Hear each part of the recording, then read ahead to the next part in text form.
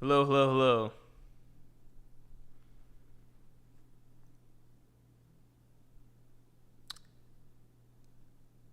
We live?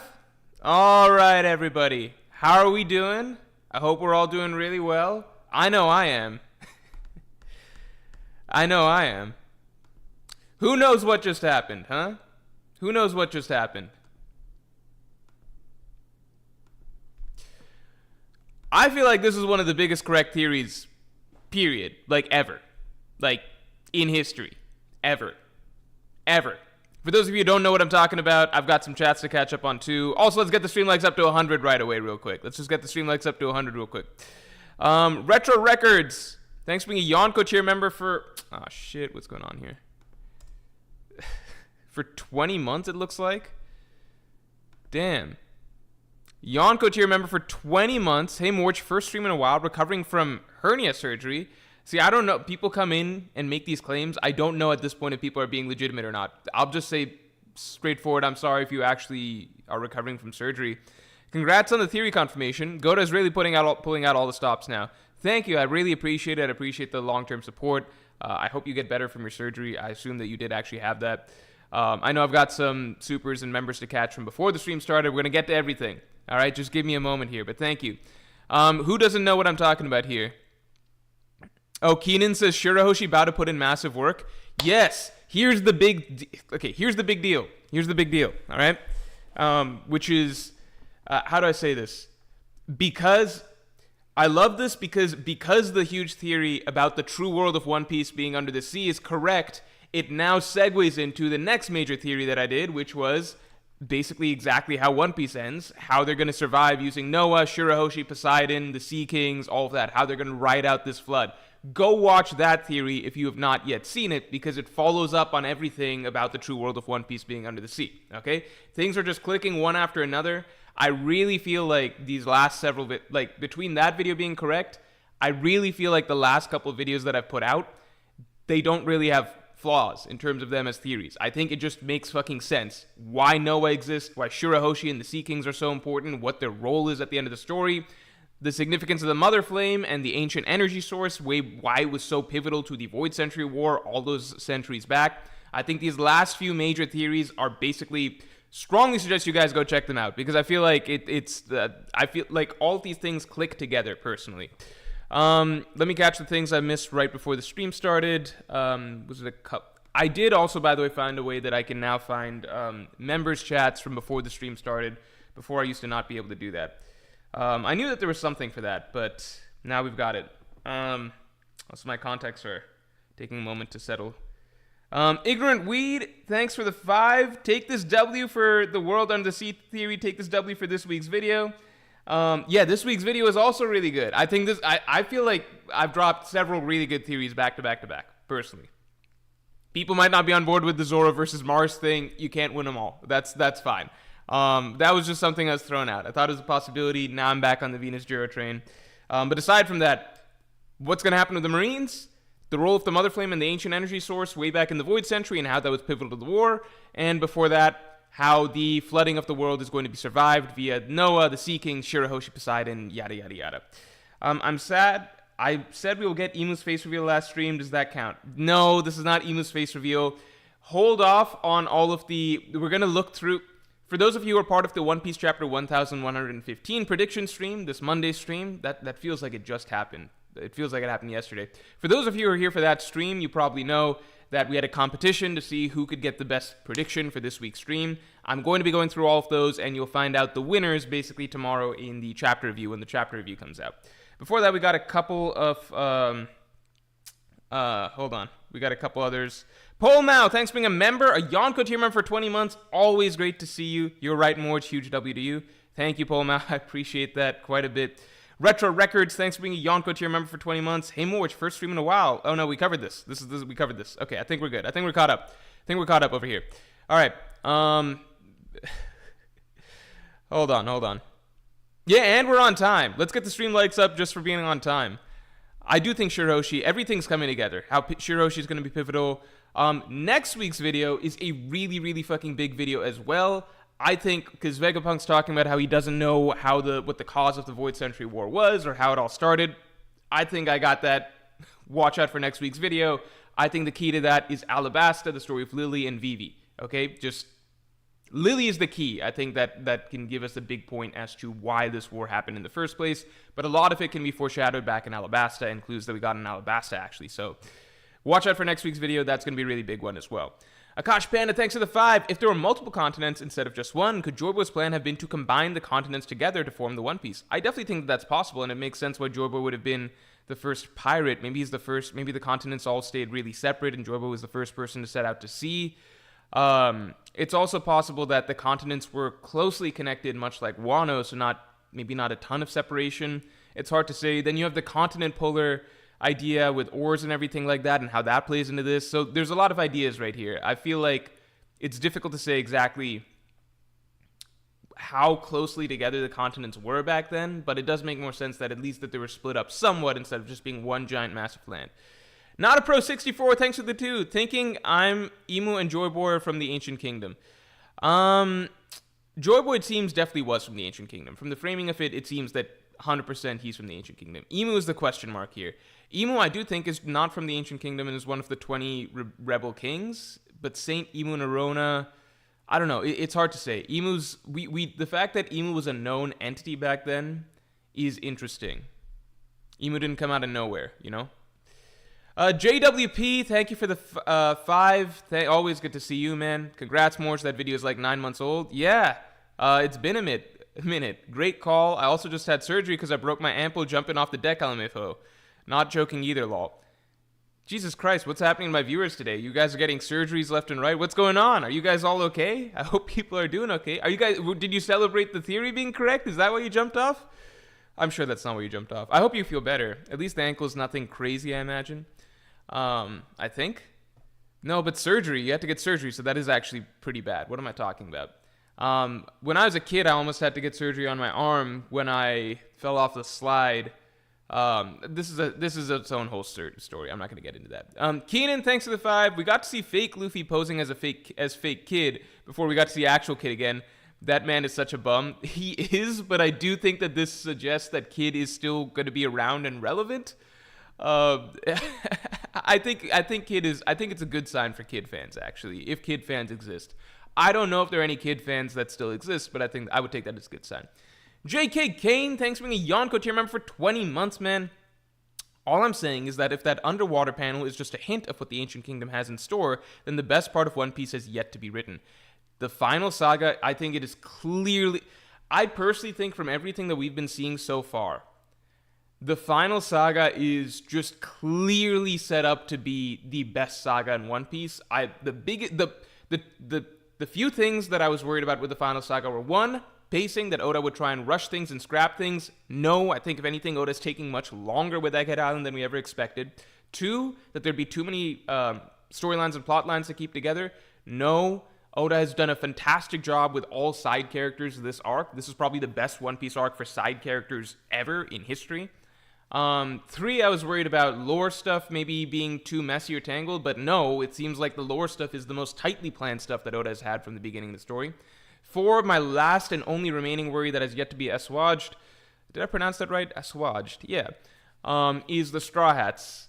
The Straw Hats writing, I think, is the biggest worry for me, especially coming out of Wano, but, you know, we still got time for that. Everything else is firing on all cylinders, as I've been saying, better than ever in many ways.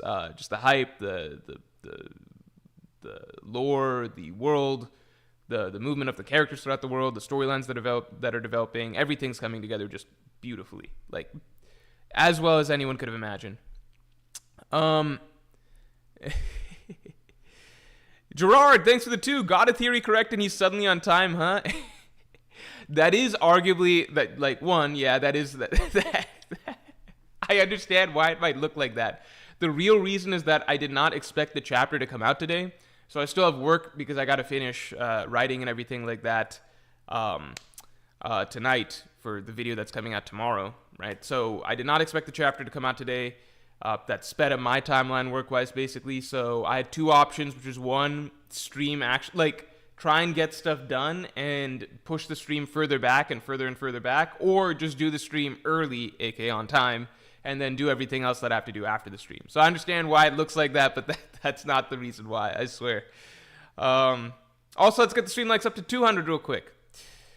Jets fan 01, thanks for the 5. Oh my god, a Jets fan. I remember, so I had 2 roommates freshman year of college. I got stuck in a triple for my freshman dorm room. 2 roommates, one of them was a huge Jets fan, and at the time, the Jets were really, really fucking bad. Think 2013, 2014-ish. And it was just really funny because I knew nothing about football at the time, so it was really funny hearing him just like be depressed about the Jets basically every week. There's just always something new with the Jets. It was kind of comical. Anyway, thanks for your first super. I appreciate it. Do you think Vivi makes it to laughter with the Straw Hats at the end to hear Joyboy's story? I think that's possible, but I don't think that she'll be with the Straw Hats necessarily throughout the entirety of the closings. I think she's going to be having her own responsibilities and doing a lot of her own things as one of the key kings/rulers of the world in terms of helping unite the other kings and rulers of the world. But I could see her at least being there for Laughdale just to hear that tail end bit of it, just for the information. Straw Chaco, thanks for the 5. Hey Morj, you think there's any significance of the Nojiko scene? Also, sorry if you discussed before, but what are your thoughts on Impel Down equal Ancient Kingdom theory? I never heard of that one. I don't think Impel Down is the Ancient Kingdom. That's completely new to me. Is there good evidence for it? Is it just that Impel Down is underwater? Impel Down being underwater, so Impel Down must be like over 200 meters tall then, right? Because it's seafloor. Well, no, I guess seafloor is different heights at different spots. That doesn't matter. But by the way, this meters shit is throwing me as an American person. I get that the rest of the world, you guys are used to this. For me, it's throwing, and I'm like, 200 meters?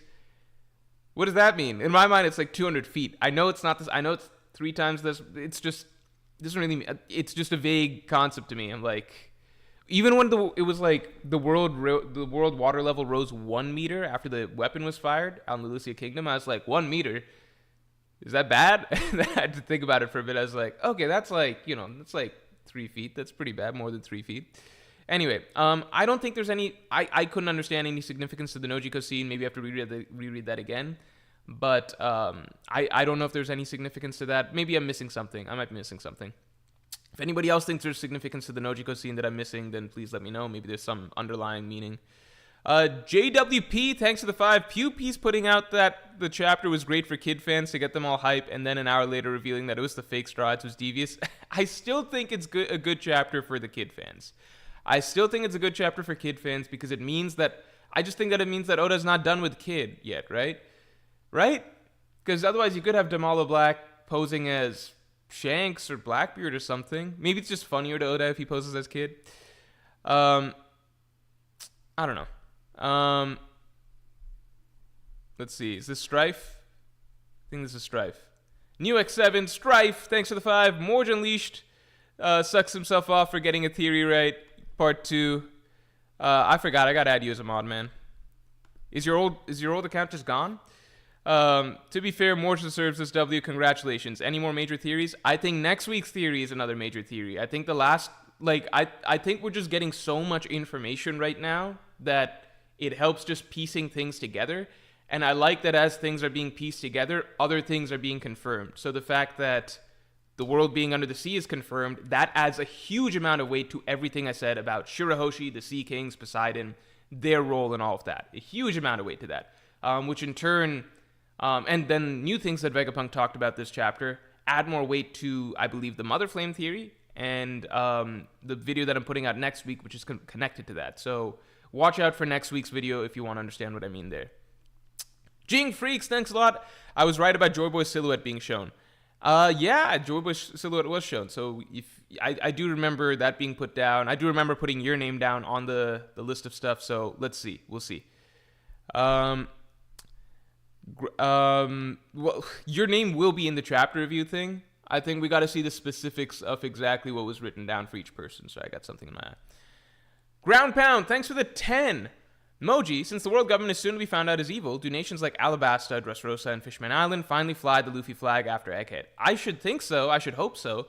I think other nations that are not technically under his umbrella, like Dressrosa still technically viewed Luffy as a pirate, right? Officially by the end. Like the Riku, I don't know how much Riku even talked to Luffy. Rebecca obviously did quite a bit. Like, I think there's certain nations that are definitely already there, like Fishman Island, Wano, Zou. They're already talking about flying Luffy's flag. Nations like Alabasta, Dressrosa, even Drum Kingdom, I feel like they're one step removed. And then there's plenty of nations that just wouldn't even do it, right? They don't know anything about Luffy. So it's those intermediate nations that are like Alabasta, Dressrosa, nations that are still technically under the world government's flag. What they do next is going to be very, very telling, whether they just start flying Luffy's flag. I think it would take Luffy also making some sort of statement or movement or something like that, right? Because like Dressrosa, you just start flying Luffy's flag. They don't know that Luffy's supposed to bring the dawn of the world or anything like that. So I don't know. Also, let's get the stream likes up to 200 real quick. The FPS King Gaming, thanks for the 5. I'll contribute to the shitty viewer today. I jumped out to the shitty viewer day. I jumped out a window and broke my toe, but you're streaming right now, so it's worth it. Keep up the good work. See, I'm just going to go ahead and not believe that one. I don't know why you jumped out a window. I don't know why you only broke your toe. And thanks, man. I appreciate the support. Thank you. Fatingo, thanks for being a Pirate King tier member for 20 months. And holy shit, that time of the month is almost coming around again. Pirate King time. So Pirate King podcast, we should be getting one. I'll be doing the submissions for that next week, so I'll be shouting that out some more next week. Again, thanks for being a member for 20 months, man. I really like that's crazy level of support. I really, really appreciate that. My friend has media literacy, so you need help. My friend has media literacy, but he actively dislikes Blackbeard and thinks he's an underdeveloped, uninteresting character. Can you explain to him the greatness of his character? Blackbeard, it's tricky to explaining the greatness of his character because a lot of it, to be fair, like when your friend says he's underdeveloped, to be fair, at this moment in time, it's not underdeveloped. I would say underdeveloped is a character that like has been around a lot and just nothing really ever got fleshed out too well for him. Blackbeard, we've really only had many glimpses of, and he's been an ever-present part of the journey, but in bits and pieces, right? He's not always around. If you were to stack up all of Blackbeard's screen time in the story, I wonder if it would be 2-3 chapters worth. Like if you stacked up all the panels that he's in, right? I don't know how much. No, it would be more than that, obviously, because just him fighting Ace was 2 chapters. But I guess what I'm saying is basically like Blackbeard, he's not like a Crocodile or a Doflamingo or a Kaido where we've gotten to spend a full arc focused on him as the villain, right? Blackbeard has been this floating entity throughout the story of One Piece, comes and goes in small moments, small chapters, things like that, right? So to say that Blackbeard's underdeveloped, I think technically, he's not 100% wrong in that Blackbeard isn't nearly as fleshed out as like a Doflamingo yet, or like maybe even a Crocodile yet. Like, because with Blackbeard, a lot of what we have is decent speculation as to his motivations, his past. Like, we know a bit about his past, right? Taken in by Whitebeard, orphaned, etc. War-torn island, things like that. We know bits and pieces, but we really don't know the true Blackbeard just yet. We don't have everything fleshed out. We do know a lot of his views on the world, and I think that those views and the complexity and nuance that it brings to the One Piece story is very, very interesting. So when your friend says that Blackbeard is uninteresting, I think right now providing a sharp contrast to Luffy in the sense that, Blackbeard is also all about freedom, all about dreams, ambition, chasing, becoming Pirate King, believing in the kind of a very it's a darker vision of like believing in tearing down the Celestial Dragons, the established order, right? All of that stuff on paper is good, but the way he's going about it is in such stark contrast to Luffy and it provides a very, very interesting dichotomy between the ideas of what it means to be a pirate, what it means to chase freedom, what it means to want to liberate the world. These ideas, I think. There is a lot of nuance to Blackbeard that we can tell exists, but I think we haven't yet spent the time with him to really, really flesh all of that out. So if that's what your friend is saying, I think that maybe that's fair for the moment, but, I imagine that by the time we get a full arc and full storyline with Blackbeard as the main character, your friend won't have those same sentiments. If you want more explanation on the greatness of his character, I would suggest linking him to my video. Why Blackbeard is a necessary evil. Link him that video. I think that's a fairly good breakdown of his character. John678, thanks for the 10. Vegapunk seems to be insisting that war was not good versus evil, but different ideologies. Oda is probably tempering readers' expectations of Imu being final villain.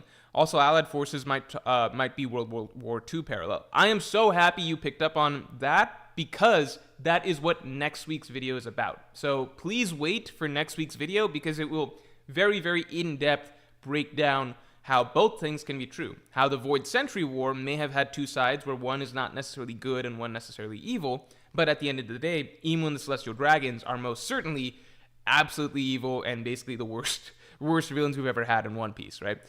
Just looking at Imu, the Gorosei, and Celestial Dragons, I think it is impossible not to believe that right now they are the worst characters that we've ever seen in the entire story, barring maybe NL or something like that.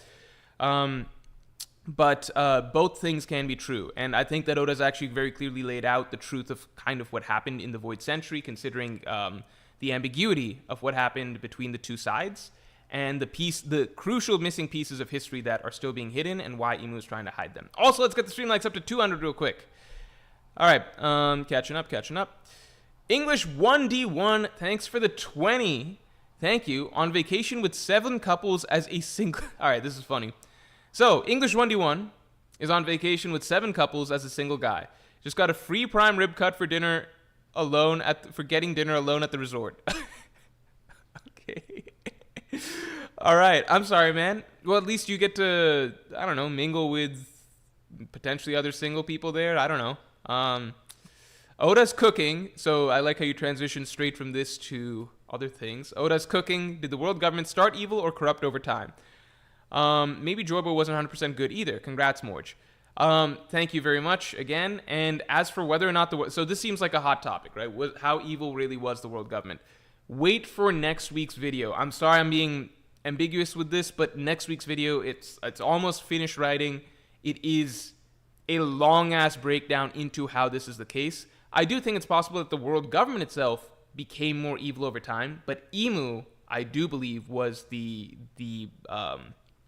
source of all evil from the beginning, and I don't think that Joyboy was necessarily bad. I think that things have been maligned. Joyboy's name has been maligned, perhaps, over the years, and key pieces of history are missing. Angel Rees, thanks for the 5. I'm thinking of the basketball player now, but, you know, I've seen you in chat for a long time before that, obviously. Before Angel Rees became popular. On the Jaya panel, you can see Roshio, who Bellamy killed. Wait, what? You can see dead Roshio? I didn't think Bellamy actually killed him. Let me see. Let me go to TCB. TCB scans wasn't working for me earlier today. I'm not sure what was going on. The final storm, thanks for the 5. Morj. The raid on the 20 Kings ended with the world flooding by over 200 feet. 200 meters, actually. That's okay. I got that shit confused, too. Joyboy and the raid failed. You were right. Theory confirmed. Okay, well, I think the 20 Kings were the ones doing the raid. So I think they were the one on the Ancient Kingdom. So I think they were the ones that were successful, to be honest.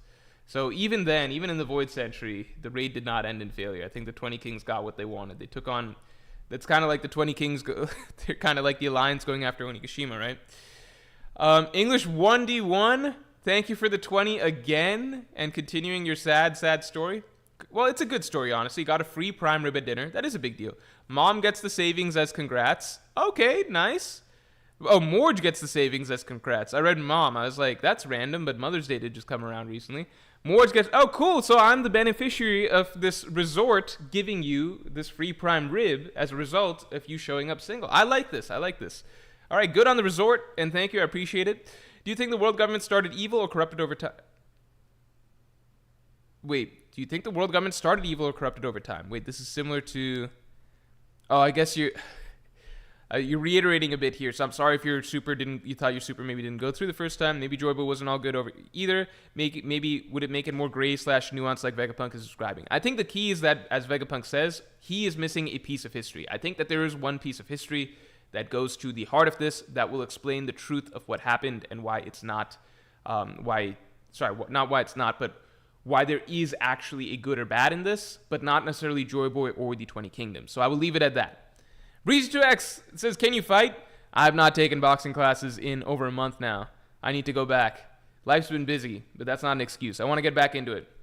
At this moment in time, no. I was getting there, but now I'm back to no. Cannot fight at this moment in time. But I was getting there. I'll be back. Ask me again in 1 month. I'll be back in shape. JWP, thanks for the 2. Marine vid was great. Any extra thoughts on Akainu's role? The big thing is I think that Akainu, people have been talking like Akainu conquers Haki, yes or no. I think that if Akainu does not already have conquers Haki, then the big thing that would allow him to attain it would be, or awaken it, would be this stage of breaking off and doing his own thing. I don't have big thoughts beyond that. I do think Akainu needs to be defeated. I do wonder when in the story that's going to happen, because I think a lot of things, like right now we got Blackbeard, Akainu, and Emu all as these built-up villains for a long period of time. Felix C, thanks for being a Pirate King tier member for 9 months, man. One Piece is really similar to Wolfenstein's universe, where the fascist government won over the Allied powers. But here the Allied powers won, and right, the Allied powers of 20 Kingdoms won, and then they became a fascist government. So I also don't know much about Wolfenstein's universe, but I think that there is some additional layers to that, right? Also, let's get the streamlights up to 200 real quick.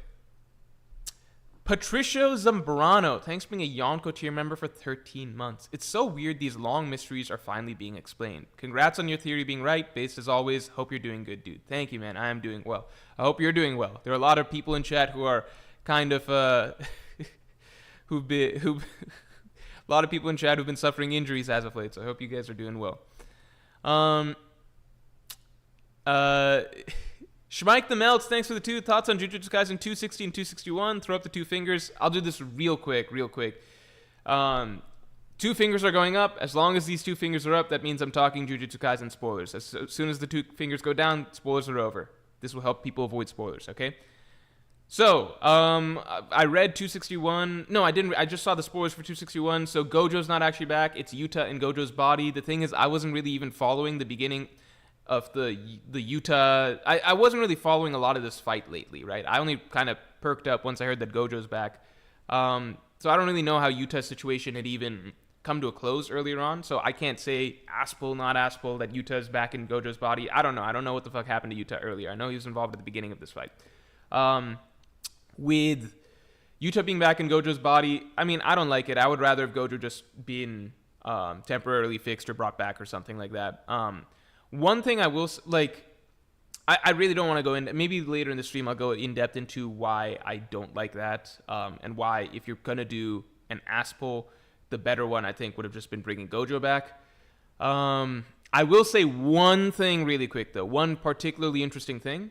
So, when Kenjaku was in Geto's body, what Kenjaku experienced was, if you remember in Shibuya, Geto's consciousness or soul or whatever the fuck you want to call it was still active in there in some way and resisting him, if you guys remember that. So, I don't know. I mean, Gojo's not going to resist. It's something that was thrown in. I'm curious as to whether or not that means that with Yuta reanimating Gojo's corpse, if that means that at some moment Gojo's consciousness from beyond the grave could have a moment similar to what Geto did with Kenjaku in Shibuya, if you guys recall that scene. So, I don't know, because otherwise that scene would have been pointless for nothing, doesn't really mean anything, right? So I just wonder if there will be a moment in the fight where Gojo's consciousness takes over for a brief moment. Done. Felix C, thanks for being a Pirate King tier member for 9 months. No, we covered this. Sorry, out of order here.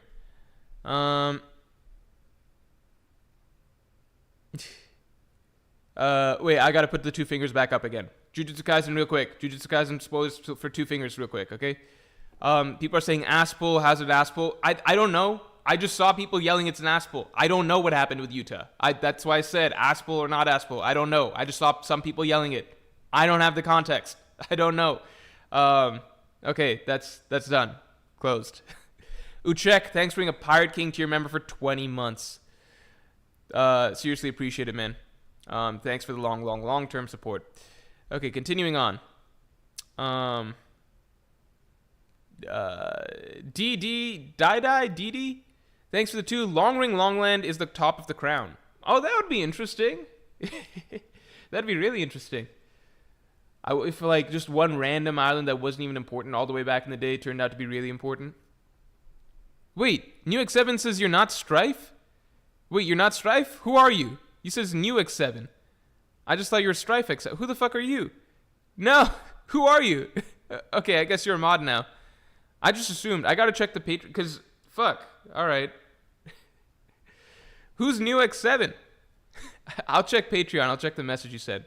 I might have to unmod you, because I don't know. I'm only modding you if you were a mod already, because I thought you were Strife. But I appreciate you recruiting me for mod. Also, everyone on Kid, and I'm just happy to see Carrot. Carrot for Nakama. I don't think Carrot for Nakama. I think Carrot got her role. I think she's safe and comfy being the king. Randomly made the Duke of... Carrot being the Duke of the Minx to me is the most random occurrence, because like if you look at the Minx hierarchy that was explained to us way earlier, right? It's like Inuarashi, Nekomamushi, then some musketeers and like the forest guardians and stuff like that. And the captains are Pedro and Sicilian. Then you get to like more veteran members like Wanda and things like that. And then you have Carrot, who's just Carrot. Don't know why Carrot was made in charge. If she'd done something significant in Wano, maybe that would have made sense, but she didn't. Maybe it's because she went to Whole Cake, so she has real world experience. I don't know. Alec Gunter, thanks for the 5, and thanks for your 5th super ever. I haven't heard anyone theorize yet that Imu played Joy Boy like Helmet Post / Zoro, Arlong Nami, Oden Orochi, etc. I'm not expanding on that. Just wait for next week's video. I cannot, for spoiler purposes, for spoiler purposes of my own video, I'm not expanding on that. Leave that alone. Thoughts? Also, congrats on the theory confirmed. Thank you, and I'm sorry I can't expand on your comment, but just wait for next week's video. Japanese Jim, thank you for the 10. Maybe racism towards Fishmen was fueled by the world government in case Fishmen found the sunken kingdoms, so that the human populace wouldn't trust them if they tried to tell people. Add some impact to Jinbei's dream. That is a really, really interesting idea. I mean, like, just look at the cover stories that we've had, which are, the cover stories. Jinbei's cover story was exploring sunken ruins, right? He explored the sunken ruins. I do wonder why the Fishmen never even talk about, because like it's one thing if the Fishmen are aware of it but the humans just won't believe them. I think it's a different case where like the Fishmen seemingly, they don't even talk about it amongst themselves, like, oh yeah, like there's fucking just travel around the ocean a little bit, there's a whole fuck ton of sunken ancient kingdoms and shit. I don't know. I do think that it's arguable that the Fishmen also just don't travel that far. Like, I think the Fishman population in general is very small. It seems like Fishman Island really is where the vast majority of the fishmen in the world exist, right? So the Fishman Island, like there's basically only one little island's worth of fishmen in the entire ocean as far as we can tell. So the populace is very, very small, especially compared to humans. And with that in mind, I wonder how many of them even venture particularly far out to explore underneath the ocean. And you find, like, you probably have to, like, the world is a big place, right? If you're just located on one small island, you'd have to travel out pretty far to start finding, you know, all of these large continents, everything like that. But still, they should have seen stuff, right?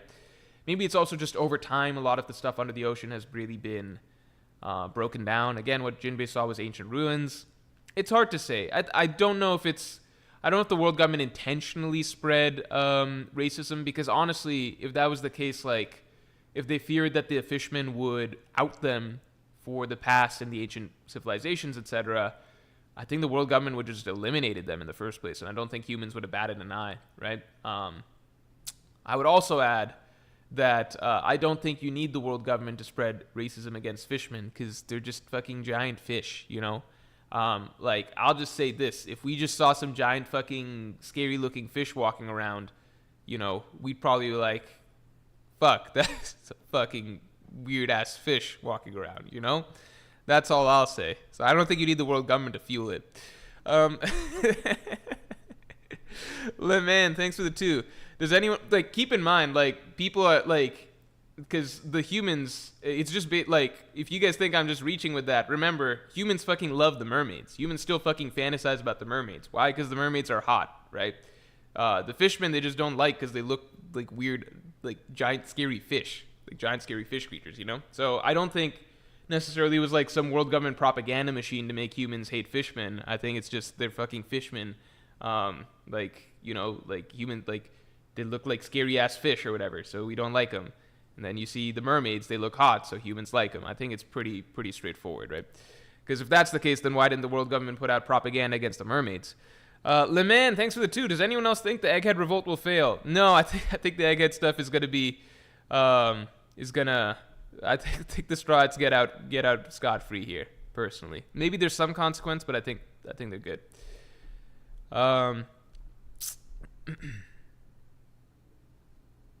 Matt, thanks for the 5.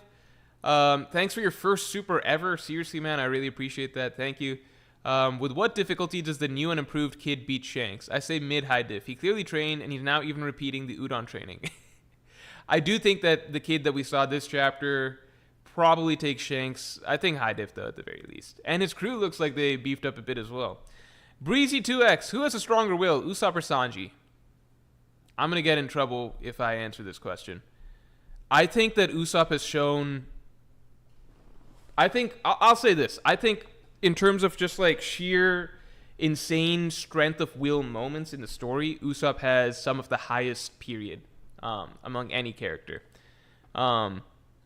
I think that that's a character that Oda really likes to write, those strength of will moments. It's just like, how about this? 99.99% of the time, Sanji has a stronger will. In fact, 99.99% of the time, any Straw Hat has a stronger will than Usopp. It's in those 0.01% moments that Usopp shines pretty much up there with the best of the best that we've ever seen. And that's the brilliance of Usopp's character. And I don't think that's an unfair thing to say about Sanji. That's just how Usopp is written versus Sanji's not really written like that. That's not his thing.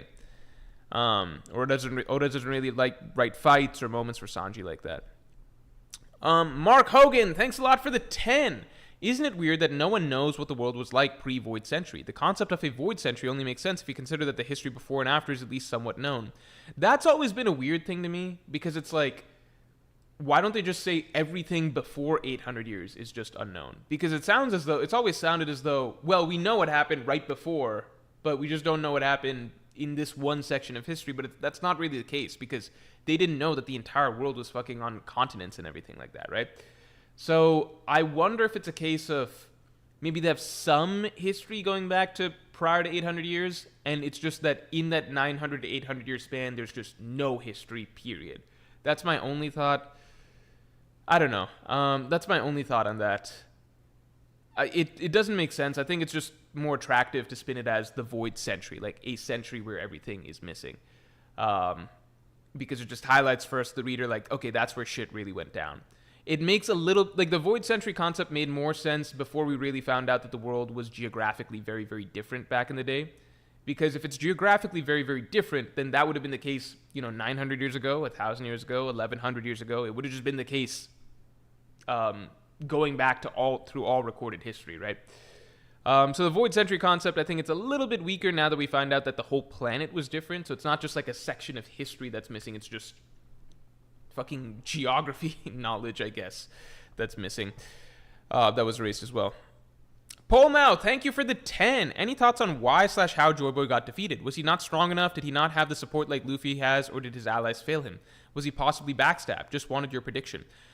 So with specifics as to how Joy Boy was defeated, my quick thoughts are, I feel like a lot of, like, we all know that Oda foreshadows a lot. Like, you can see a ton of foreshadowing in, like, One Piece is almost like, what are those dolls?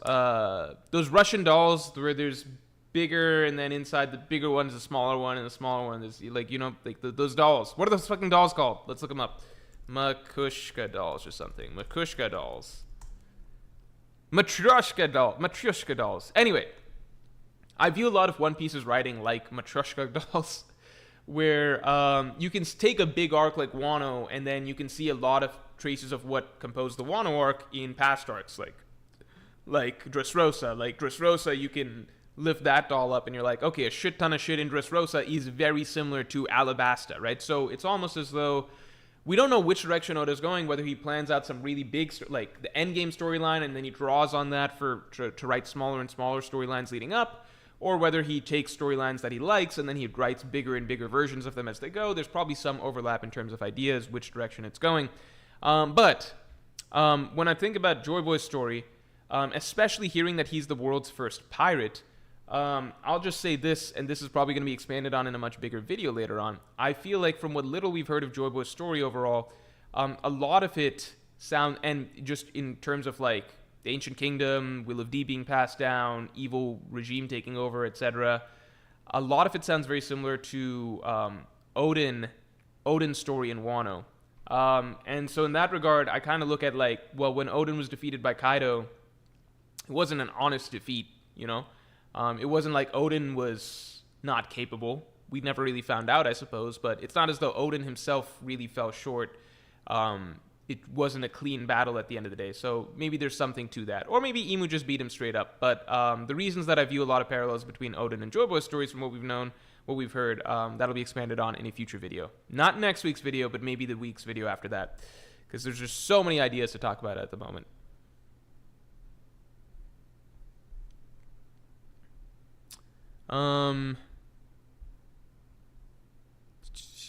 Varp TM, thanks for the 5. Even more Skypiea foreshadowing. They were looking for it in the sea, but it was in the sky. Yeah. I still think, though, that Laughtail will be on the moon. I think Laughtail specifically is maybe not under the sea, but on the moon. But that's just a thought. Le Man, thank you for the 50. Holy shit, man. Thank you so much. You owned me. I was just trolling because I drank too much, lol. I wish you all the best. You're the only One Piece YouTuber I still keep up with. Okay. I'm truly blessed to be witness the stream. I hope you have a fruitful career, my brother, from one OG to another. Holy shit, man. Thank you so much. That is so fucking kind. Thank you. God damn. That is... That's a lot. And don't worry. I get trolled by viewers all the time. That is commonplace in these streams. It's just the way it goes. So I'm never going to take that any sort of way. Unless somebody says something like crazy mean, but I don't think that really happens. Oh, people are saying you can reply to super chats? Oh shit, you can reply to super chats? I didn't know that either. Guys, you can reply to supers. That's pretty cool. If people want to reply to Lemon and say thank you, that'd be really nice. I could reply and say thank you. Can I say thank you? I'll say thanks, man. Thanks, man. Or should I say Lemon? Hehehe. I'm funny. All right. Anyway. Thanks, man. I appreciate it. King of Lightning? Is King of Lightning here? King of Lightning's not in this chat. If he is, I gotta mod him. I don't think he's here. I just saw someone say King of Lightning. Anyway. Do I think Imu is a fraud like Orochi? Before Wano, people thought Orochi was strong. Dude, before Wano, I mean, I was on this train as well, because before Wano, the framing was that it was specifically Wano has been taken over by the combined might, and this is how it was framed specifically. Back in Zo, this is what they're telling us. Wano has been taken over by the combined might of Yonko Kaido and the Shogun. I don't think we knew his name was Orochi yet. Kaido and the Shogun, and it was like, holy shit, Kaido and the Shogun. And like, people were hyped to learn about the Shogun of Wano, because like Shogun in, Japanese context, it's a fucking big deal, right? Like, Shogun carries a lot of meaning. I mean, we just had a whole fucking show called Shogun. I didn't watch it, but it was a big fucking deal, right? Shogun is hype. And there was a lot of theories about how Zoro's gonna fight the Shogun of Wano. And then we get to Wano, and like, Orochi's a fucking clown. And for a long time, I think many other readers were like hoping that Orochi being a joke was kind of just a facade or something, and there's a much stronger character underneath. Some people theorized that once you cut off Orochi's heads, that a different persona would come out or something, but no, Orochi was just ass. And also, there was almost no reason for him to have multiple heads at the end of the day. Okay. Umair says, where's Morj's chat message, lol? I typed it underneath Le Man's super, which you can now do. Can you do this under every super? Maybe it's just... Yeah, I guess you can just type... You can type under every super. I will watch Shogun at some point, I think. I'm still watching Haikyuu. For those people who don't know, I'm watching Haikyuu, and I'm liking it. I'm moving further along. I think I'm swallowing down... The corniness is good. The cheesiness is good. I'm enjoying it. It's fun. I've not finished... no spoilers on Haikyuu. I'm not even going to tell you guys where I'm at. Yokai Gota says, no one ever said combined might, though. I think that's how they explained it in Zo. In Zo, they said that the nation of Wano has been taken over by the combined might of Shogun and Kaido. Maybe combined forces, something like that. It's not visible? I think it's visible. I don't know what to say. What about Vagabond? I still have to read Vagabond technically. Give me Haikyuu, then let me finish Fire Punch, and then Vagabond. That's it.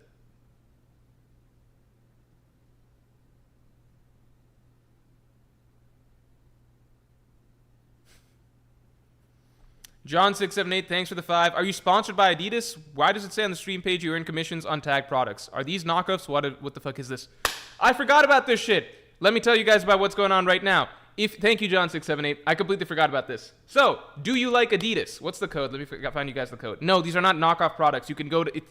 this is Adidas. This is Adidas. What do you call it? I'll do the actual shout out on Tuesday's video, but I figured I might start promoting now.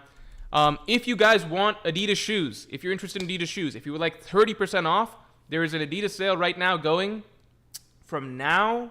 Well, it ends next Tuesday, I believe, but it's a short Adidas sale. If you want 30% off, let me find you guys the code. The code is SUMMER, I believe. SUMMER. It might also be on the site if you click it. But if you like Adidas shoes, if you want Adidas shoes, slides, whatever, you can go click any of the links below. They will all take you to Adidas shit.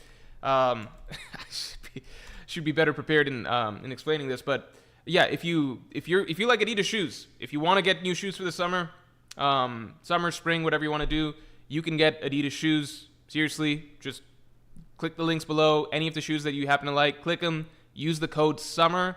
You will get 30% off. That should be all set up. These are not knockoffs. This is Adidas. This is actually Adidas. This is Adidas stuff. You can get Adidas.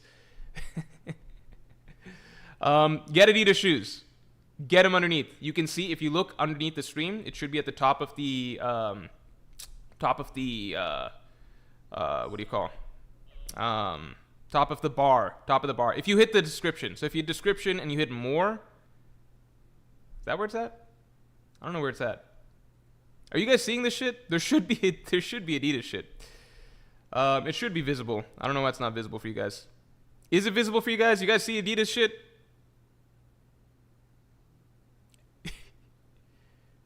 You guys see that stuff? It should be there. If you guys see it, click it by all means. See what you should be able to see the different shoe options that you like. I don't know why I'm not seeing it right here. You're on mobile, you can't see shit. Link doesn't work, Morj. You should be able to click stuff. Man, I hope I set this up properly. No, you should be able to. Oh, wait. Oh, I see. Okay, hold on. Here, I'm pinning stuff now. There we go. Wait, can I only pin one? I guess I can only pin one. I can't pin multiple. It should be there. It should be visible. I'm sorry, I don't know why it's not visible. It's not in the. You see it on mobile? I'm pinning one of them. But honestly, you should be able to pick from pretty much any shoes from their sale. No, I don't know. I'm pinning one of them. Shout out my man Frankie putting in work lately. You're not seeing it on desktop. We see it, they're trolling. Okay, as long as you guys can see it, because I can't even see it on this. Frankie saved Bonnie, which is a pretty big deal. Did anyone get Mihawk vibes with what Venus Jura just did this chapter? Click shop next to likes. Okay. So basically, thank you very, very much for explaining that, Aether. All you have to do is if you see, what do you call? I'm sorry I'm shilling this so much, but it's a big deal, right? I'm supposed to. So underneath where you can see the likes and everything like that, if you look slightly over from the likes, you will see a button shop. From there, you can see these are all the shoes that, what do you call? That I'm essentially putting up. Again, the code should be summer. And yeah, I do get commission on these, so if you want to support the channel but also want to get yourself some really good shoes at a discount, then in my opinion it's a win-win. You guys know, you guys have probably seen me wearing Adidas sweatshirt. I have Adidas shoes. I should have worn an Adidas sweatshirt for this. I fucking forgot. But yeah, these are good ass shoes. They're Adidas shoes. You guys know Adidas. I don't need to explain Adidas to you guys. You guys fucking know Adidas. I fucking wear Adidas normally. Anyway, let's keep going. Frankie saving Bonnie was a good moment. Venus Juro, how are we feeling? Venus Juro, like, that's a Mihawk type feat, right? That's a Mihawk type feat, basically. Did I freeze? How did I freeze? I hope I'm not frozen. Okay, anyway. Le Man, thanks for the 5. Who am I not Spo chat again? I've been a hardcore fan since 2018. How am I not super? I've been a hardcore fan since 2018, and this is the most validated I've ever been in my life. Long live One Piece. Keep it up, Morj. Thank you, Le Man. I know that you've been what do you call? What's the fuck? Why is this not loading? Hello? Sorry, give me 1 second here. Give me 1 second here. 1 second here, Le Man. 1 second. I do appreciate the support a lot. You did say, you've been drinking too much. Don't throw all your cash away. I really, really appreciate the support. But you don't got to throw all your cash here. I do appreciate it a lot, though. All right, guys, let's get the stream likes up to 300 real quick. Let's get to 300. Law was more impressive. I think Stan is saying worst advertising ever. Well, the actual, like, this was very impromptu for the record. I'm actually going to advertise it on Tuesday as well as Monday's stream. But I just realized that I could pin the Adidas shoes literally right before the stream started. I realized that I could pin it, so I just did it because I could. But anyway, Law did it better. Look, so Law cutting the mountain, I always view it as a different type of feat. It's not because it's not a force-based feat. Do you know what I mean? Like, that's not, like, how do I explain this? Law's fruit ability just allows him to separate whatever is in his range, right? So to me, that's more so like when Zoro cuts Pika, or when Mihawk cuts the iceberg, or when Venus Juro cuts Punk Records, they're doing it just through the sheer force of their sword swing, right? That's just straight cutting force, right? What Law's doing is his fruit will allow him to just, like, if I have Law's sword right now, if I wave my sword, then it will just automatically separate, like, this table over here, or these chairs over here, right? When Law does something with really big range, all that's really happening is he's expanding the range of his fruit, the range where his devil fruit magic applies, but he's still separating things essentially through magic, right? It's not like the actual physical force of his cut is any different, right? Because we've seen Law do, like, Law's much stronger now, but like, how do I say this? He was already able to essentially cut islands back then, or cut mountain ranges back then, because it's more so just based on how wide is how much can he expand the range of his fruit, right? His ability just automatically allows him to separate whatever's in his range, right? So it doesn't reflect cutting force. I guess the way I'm putting it is basically like, you compare Venus Juro, who's just doing it through sheer physical force, to Law's attack.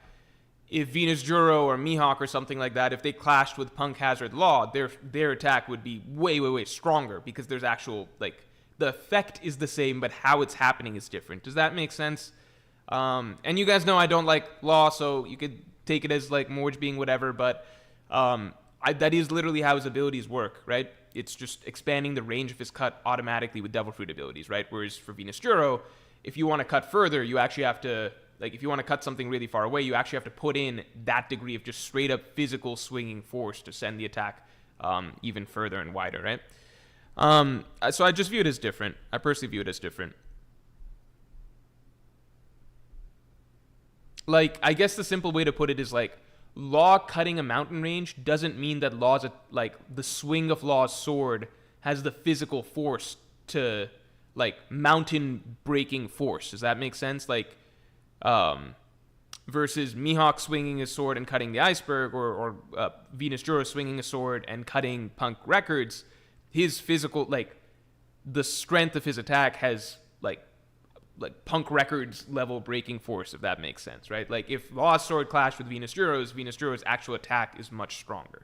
I don't know. That's my take, but I know you guys, or you guys know my views on Law, etc. People view him as controversial. Josh Nesbitt, thanks for the 2. Morj, the raid did fail just 800 years ago. No, because I think the raid was successful 800 years ago. I think that's a case where the Allied forces did team up, and the Rebel Kings teamed up and went after the fucking Ancient Kingdom, and they won, right? So their raid succeeded. D. LaJoy Boy, thanks for the 5. Jinbei upgraded from Amazon delivery man to human trafficker. Also weird that we didn't get Blackbeard's reaction to the ancient weapons. Hopefully soon. I like to think that the fact that we're not getting Blackbeard, we're not getting Dragon and stuff means that there's bigger stuff saved for their reactions. So I think that that's a good sign, personally. You know what I mean? Also, yeah, Jinbei. I like to think Jinbei and Zoro are gonna get something pretty good soon. You know? Yokai Gota says a feat is a feat. It is, but I don't even know how to explain it. It's like what it reflects about the character is different, right? You know, like I wouldn't really use Law cutting Venus or cutting the Mountain Mage to be like, well, Law's attack is like as strong as Venus Juro's attack because we know how it's happening is different. Anyway, we did get Dragon though. Wait, what? Am I fucking crazy? Am I insane? Am I fucking crazy?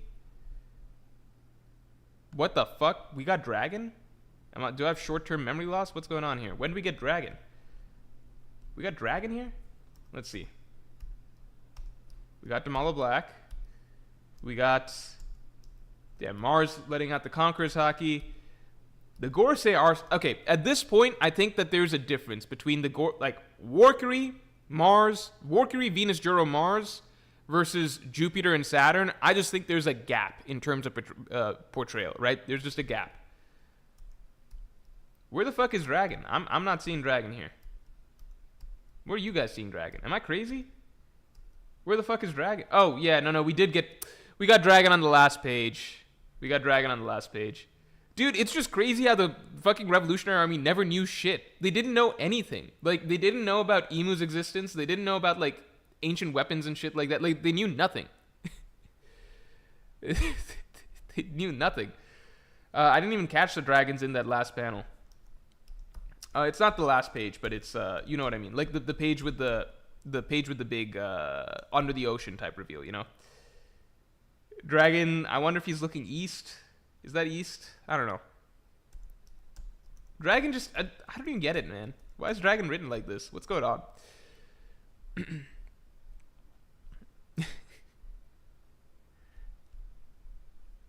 Hola Hello, thank you very much. Hola Hello says, chapter's title aligns with Oda's past hints of real-world continents' destruction. The Lucia can be read as supercontinent Laurasia, part of Pangaea. Interesting. So the Lucia Kingdom being destroyed is like symbolic or something, or like a hint in some way. Laurasia. A supercontinent of the northern hemisphere that made up of land masses that currently correspond to North America, Greenland. Oh, interesting. Damn. Isn't Pangaea crazy that shit was once a thing? Dragon panel was on the last page too? It's hard to defend Dragon. Yeah, not right now. I feel like Oda's just gonna have to do some hardcore like makeup work with Dragon, you know? I think anybody can ultimately turn around their reputation. Because, like, if, like, LeBron James turned around his reputation, right? For most people. If LeBron James can do it after the Miami Heat in 2011, I think Dragon can do it. Werepire says, what if Dragon's devil fruit changes on which direction he faces? It's the Lucia. Wouldn't be spelled similar to Laurasia. Yeah, that's also a good point, Akash Panda. D. LaJoyboy, thanks for the 5. When I saw Foxy's facial hair, it reminded me of Morj. Oh, don't do me like that. Let me take a look at Foxy's facial hair here. Come on now. I use Manscaped. Foxy does not use Manscaped. Let me take a look. Manscaped, no joke. You guys understand how much fucking faster it is shaving? Like, this is just me talking, all right? This is not what I look like. Fuck off. This is not what I look like. This is not even close. It's not even close. But shaving used to take me so fucking long. But now I do if I'm going for a full clean shave, just having the beard trimmer to just get it down to basically nothing and then shaving makes it so much easier. Best part of the chapter is Foxy. I did like that we got some throwbacks. I did like this is the first time we've seen Foxy in fucking how long? I don't know. I don't know why. I really don't know why Oda chose this chapter to be like, okay, we're gonna show Foxy and Damalo Black. It's just it feels kind of random, but you know I'll take it. People are saying uncanny. Ichi says I would say the same about Manscaped if they paid me. No, how do I say this? Legitimately, I never used a beard. Like straight up, I never used a like. This is me. I never used a beard trimmer before. Before Manscaped sent me a beard trimmer, I used to just shave everything. I never used a beard trimmer. Period. So I don't know if it's Manscaped or whatever. Like, I like just having a beard trimmer. It makes life a million times easier. That's all I gotta say. I never used a beard trimmer before. It makes things way, way easier. JWP, thanks for the 5. Yeah, Dragon with more important dialogue. In my opinion, Mars has the best Zoan form and his hockey is wild. Even Jinbei was like, what the fuck? Jupiter and Saturn look the weakest. Okay, so what I've been seeing right now, Jupiter and Saturn are basically ass. I'm gravitating back now to my original opinion. Like, you guys remember, I put out the planetary hierarchy. I was like, it makes sense. Mars, then Venus, then sorry. Let's get in order. Mercury, then Venus, then Mars, then Jupiter, then Saturn, right? I think everyone's kind of coalesced around the idea that Saturn seems like the weakest. In the last several chapters, it really feels like Mercury, Venus, Juro, and Mars are the most capable and strongest, right? It just fucking feels that way. They have the aura, they have all of that. Also, and just in terms of emphasis, right? Like, we're getting specific shots of them this chapter, each of them doing crazy shit this chapter. Mercury's got, like, Luffy and the two giants literally on the run. They can't do anything to him. Venus, Juro fending off... Like, Venus, Juro fending off Sanji, Bonnie, Frankie, and the two giants, like, and simultaneously cutting Punk Records in half. That's fucking huge. And then Mars just casually releasing, like, some Conqueror's Haki just to remind us that, yeah, he's got it like that. And Jinbei mentioning that Mars' Conqueror's Haki is unreal. These three are really being emphasized. So I do think that there was weight to the idea that Mercury, then Venus, Juro, then Mars, then Jupiter, then Saturn, right? I just think that there is significant weight to that idea. I did get on board the train briefly that maybe Mars is supposed to be the strongest because it looked like maybe Zora's going to fight Mars or something like that for a moment. Or like maybe Zora's not going to find Venus Juro. But it's going to be hard to say. New X7 says, don't do Dragon like that. Remember your defense vid. I do remember my defense video, but I'm still going to make jokes about him. You know what I mean? Like, I think people were going too far and genuinely making arguments about, like, Dragon not saving... fucking a random member of his army that got kidnapped or whatever. Sorry, an officer that got stolen or whatever. But it's also like, we already knew this shit. Like, we knew that Dragon leaves, like, he left multiple commanders in fucking Impel Down's, like, 6th level of hell or whatever. Like, he does that shit. He's not about, like, he already had, like, Kuma was a fucking cyborg for years and Dragon let that shit. Like, he's not about saving these people, right? He's not like Shanks or Luffy where, like, everyone's like, kumbaya, we hold hands and shit. Like, no, they got a mission. So when people started making serious arguments about how Dragon should have saved Ginny, that's when I put out, like, a defense video. I'm like, okay, we're going too far. This isn't, like, jokes now. It seems like people legitimately seem to think that that Dragon and the Revolutionary should act in a way that makes no fucking sense and doesn't seem consistent with their character, right? But in general, I'm still going to make jokes about Dragon because it is funny that he still just sits around and looks east.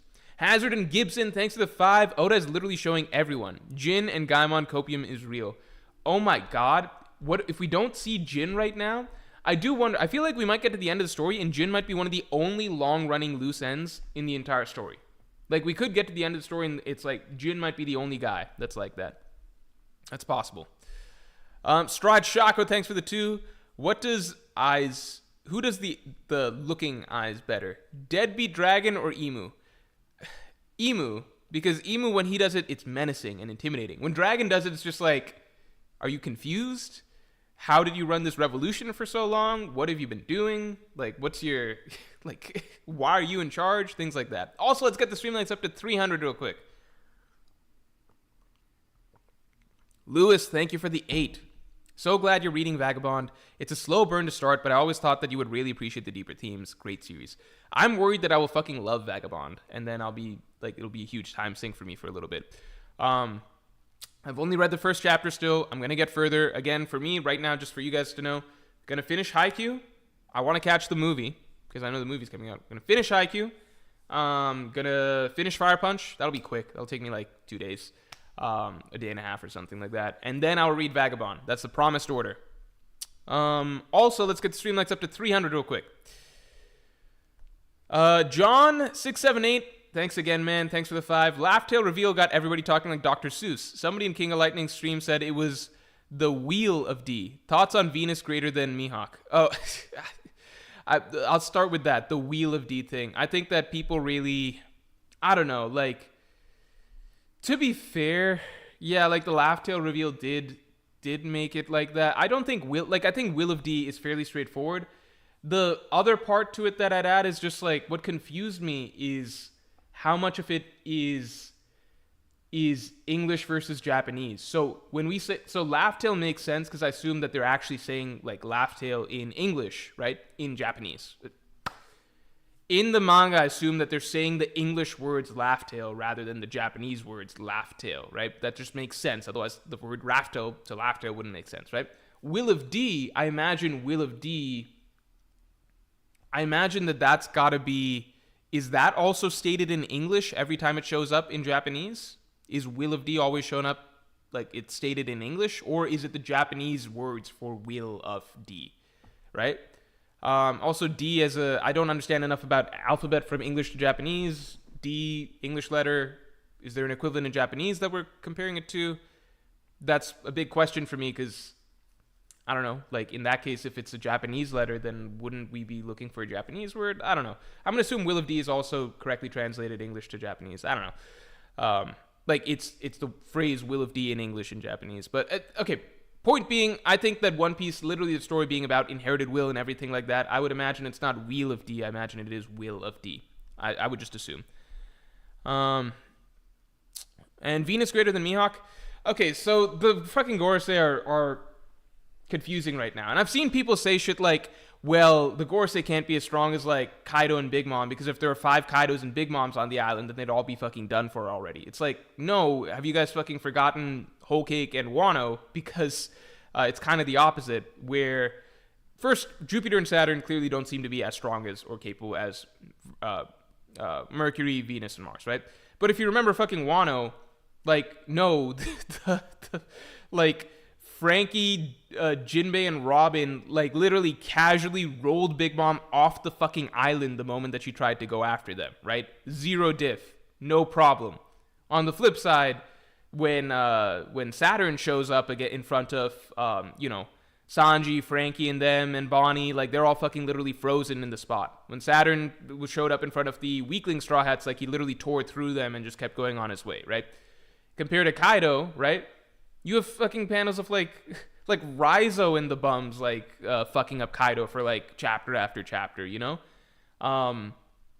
Flip side, compared to Warcury, it's like Luffy's best, like, Gear 5th Luffy's best shots are doing nothing to him, and Gear 5th Luffy, Dory, and Broggy are all just running away from him, right? If anything, Kaido was much more stallable and dealable with than anything we've seen from Warcury so far, because so far... Like you had weaker characters that could do things to Kaido or could handle Kaido and Big Mom in certain ways. So far, anytime any Gorosei has been up against any character or group of characters, the characters have been essentially helpless, except for Gear 5th Luffy, who even he is not able to do any sort of like damage. So that's not me necessarily saying that the Gorosei are all stronger than Kaido and Big Mom. The jury is still out on that so far, but I will say that like you are drastically misremembering Wano if you think that the Gorosei right now are looking worse than Kaido and Big Mom were in Wano, because Kaido and Big Mom had much worse showings than what the Gorosei have already been doing in bits and pieces. Again, there's moments where where characters will look good against like Saturn, but Saturn seems to be the weakest Gorosei, you know what I mean? Anyway, Venus versus Mihawk, I think the jury's still out. I think it's going to depend on Oda's interpretation on whether or not the Celestial Dragons will count in the running of like strongest in the world, because Oda can always claim that, well, Marijua, that counts as heaven, you know what I mean? It's not the same thing. It's the same way as if, like, Mihawk is the world's strongest swordsman. I would still have accepted if Oda had made up something like, well, there's some swordsman in Skypiea or something that's stronger than Mihawk, because, like, I wouldn't have considered that as part of the world. Obviously, that's not the case. This is just a hypothetical, meaning not real. But I'm like, if Oda had wanted to claim that, oh, there's a character stronger than Mihawk, like a swordsman stronger than Mihawk in Skypiea or on the White Seas, I would have been like, okay, that's not a lie. He wasn't lying to us with Mihawk. It's just a different realm, essentially. Morj is a tricky place because it's like Morj still exists. It's grounded, you know? It's just really far high up, and it's always referred to as heaven, so it depends on how cheeky Oda wants to be with, like, his phrasing there. I'm still going to put Mihawk above Venus Juro unless any evidence suggests otherwise, though. Dila Joyboy, thank you for the 10. Morj, have you heard of One Piece Dill? It's a site that tests your One Piece knowledge. It would be fun to see you flounder guessing. My only problem is missing characters. That should be in it. Shit, that's actually a great stream idea. I might do that. One Piece Dill? I think I would nail it. Actually, I've not done as hot in trivia against, like, people like Tekking and stuff like that. One Piece Dill. Okay, cool. No, I'm going to keep this up. I'll probably do this as a stream idea at some point. Maybe even next week.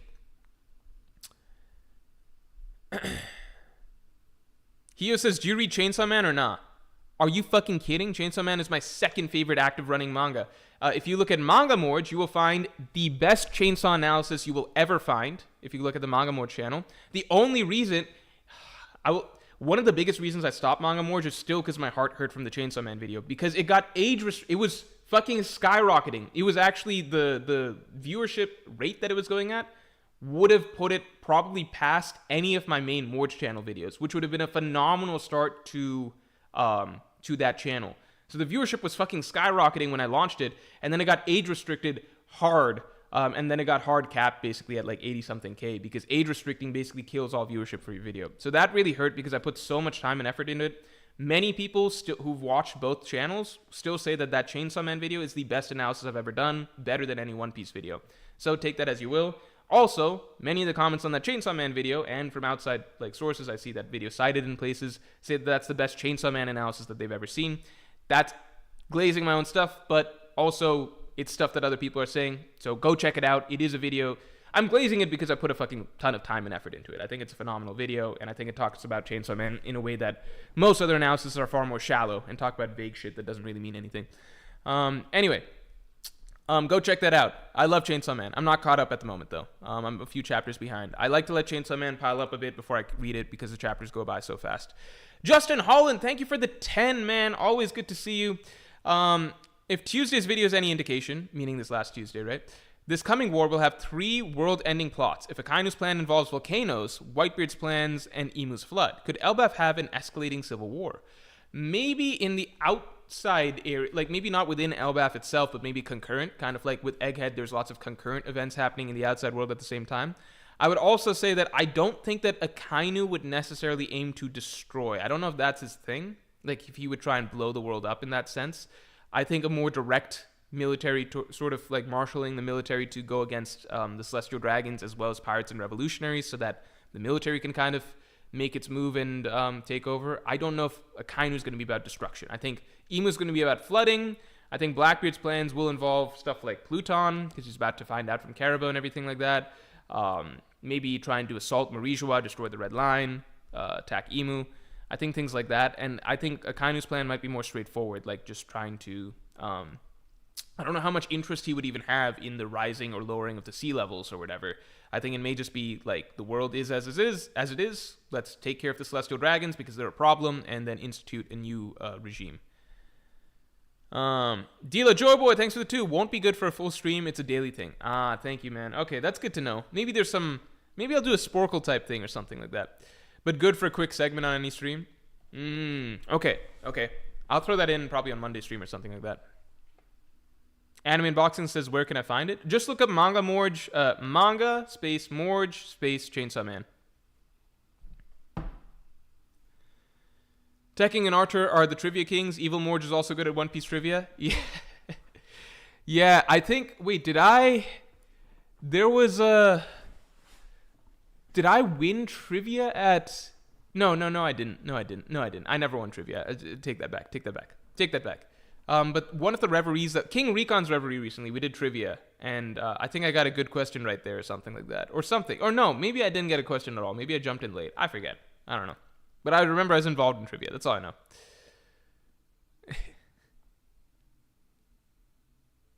Francisco Juarez says, where's this Adidas pin? Was listening while driving, now got home. If you look underneath likes, or if you look where likes are and you go a little bit to the right, you'll see shopping. If you hit shopping, then you should see all of the Adidas stuff pinned. Sorry that wasn't more clear. Justin Holland, thanks for the 5. Speaking of plots, this chapter gives hope for salvaging specific plot lines. 2, what could Akainu's plan be in your opinion?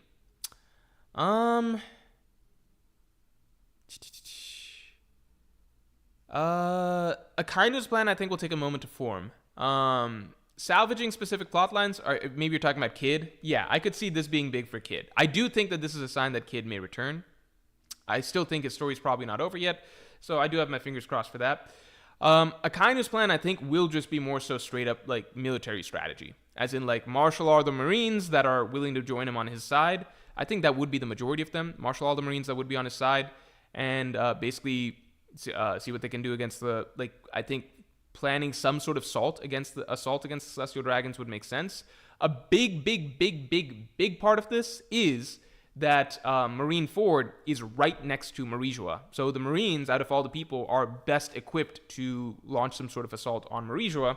And Marijua is already sort of under siege because that's what the Revolutionary Army enacted. They cut off all their food supply routes, so they've said, like, we're doing siege warfare basically on Marijua right now. So it's an interesting overlap of factions. Dila Joyboy, thanks for the 5. I watched the Chainsaw Man analysis because you mentioned it on stream. Hedonic treadmill explanation goes hard. Best Chainsaw Man analysis ever. Thank you so much for saying that, because I've watched other Chainsaw Man analysis shit. It is so fucking shallow. I've never seen a good Chainsaw Man analysis, period. It does not, like, never seen anything that goes deep into the actual philosophies of Chainsaw Man, just vague shit. Never seen other shit that actually goes and breaks down every single major metaphor that plays out over the course of Chainsaw Man.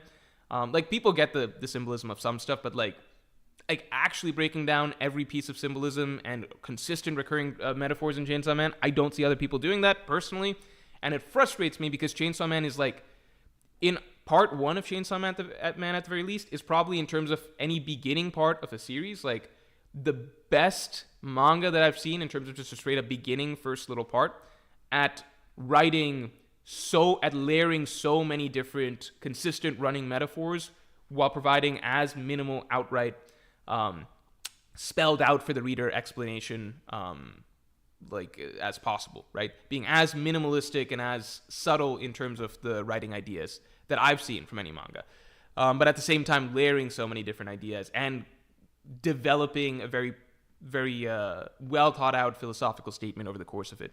So I love Chainsaw Man for that. I think it's a damn shame that it just that video getting age restricted really hurt me, because I really fucking loved that video. Everybody that watched it really loved that video, and I put so much fucking time and effort into that. So that really hurt, because it just hurt like how the channel launched and everything. I mean, the channel still launched really well because it did better than I expected for a first video.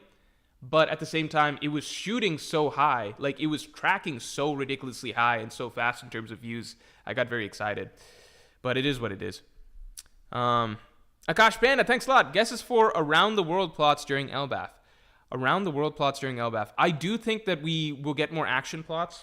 So I think what we got here, the biggest action plot was Hachinosu, right? I think things that we could see are going to be cross-guild in action, like actually fighting groups and stuff like that. And I think Blackbeard pirates in action, possibly going after Wano or something like that. And I think Marines taking military action.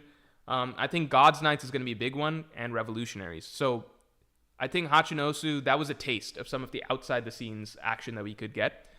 Even Shanks versus Kid was like a little bit of that, but larger scale shit, I think that's going to be happening during Elbath for sure. I do think God's Knights versus Revolutionaries, something like that should take place at the very least either between this arc in Elbath or ongoing during Elbath, and I think we should finally get to see Cross Guild fighting some group sometime soon. Michael Bryson, thanks for the 5. Best One Piece YouTuber by far. Thank you, man. I really appreciate that. I hardly ever catch you live. However, I watch all your videos throughout the day while I work. Been a fan for years. Thank you. Seriously, thanks a lot. Yeah, thanks. Just thanks for the support and the kind words. Sith Lord, thanks for the 2. What is this? What is with Imu's face? What is Oda hiding? So sometimes I don't think Oda's hiding anything with the silhouette. Sometimes he just hides a character because he wants to give them like a grand reveal where he shows their full design. So a similar example is Green Bull. Green Bull, we got a glimpse of his silhouette like fairly close up in the Reverie in chapter like 900 something, 90 something. And we didn't get the full face, so a lot of people were speculating, including myself, some pretty wild speculations about, like, why is Oda hiding the face? Why can't we see what Green Bull actually looks like? Who could Green Bull be? And turns out Green Bull's just some dude. So shit like that happens. Same thing with Vegapunk. We didn't see Vegapunk's face forever. Not because Vegapunk, which led to a lot of speculation, like, is Vegapunk a different race? Some people even thought for a bit he's a Lunarian or something like that. What could Vegapunk be? And then it turns out Vegapunk's just some dude. I imagine Imu's not going to be just some dude. I imagine it's going to be a badass design, but I wouldn't put a bunch of money on the idea necessarily that Imu's face is being hidden because the reveal is going to be mind-blowing or something. I think it's just Oda wants to reveal the design and all of that when it's time for that dramatic moment to happen, I think. Joseph eBay, thanks for the 5, and thanks for this being your 5th super ever. Seriously, thank you, man. Yo, Morj, much love and congrats on the theory. Thank you. Thank you. Random theories, Emu and Joy Boy possibly being related and splitting due to differing views. I don't know. I don't know about them being related. I did mention earlier in the stream, and it's an idea that I'm not going to expand on too much here, but I did talk about earlier in the stream that I think that it's possible that that Odin's story foreshadows a lot of Joy Boy's story because I'm already seeing a lot of little parallels there. So in that sense, I'm like, maybe Orochi and Odin's dynamic might be something similar. I don't know. But Orochi's such a slimy, weaselly, weak villain, whereas Imu, I imagine, would be very, very powerful and capable. So it's hard to say. I think it's very hard to say on that. Francisco Mas, thanks for being a Pirate King to your member for 19 months. 1. You should invite Arthur attacking on a stream and discuss about the future of the series. Would be great, and you 3 know the most in my opinion. First of all, Arthur and Tekking are much better trivia-wise than I am. Much, much, much better. If you want to watch the most embarrassing beatdown you'll ever see in terms of One Piece trivia, you can watch Morj Unleashed, Tekking versus me in trivia, Jeopardy. I think I got like a couple questions at best over him. He just swept me out of there. So there's a gap there. But in terms of future of the series, I don't know. Like, there's lots of theorists that I think are really, really good at predicting the future of the series as well. Beyond Arthur, Tekking. I got a lot of respect for Hidden Island, Randy Troy, Parvision. Like, there's a lot of really good theorists out there. So maybe I could do a big stream and bring on a lot of theorists. You still think Kuma dies? Starting to worry that he lives.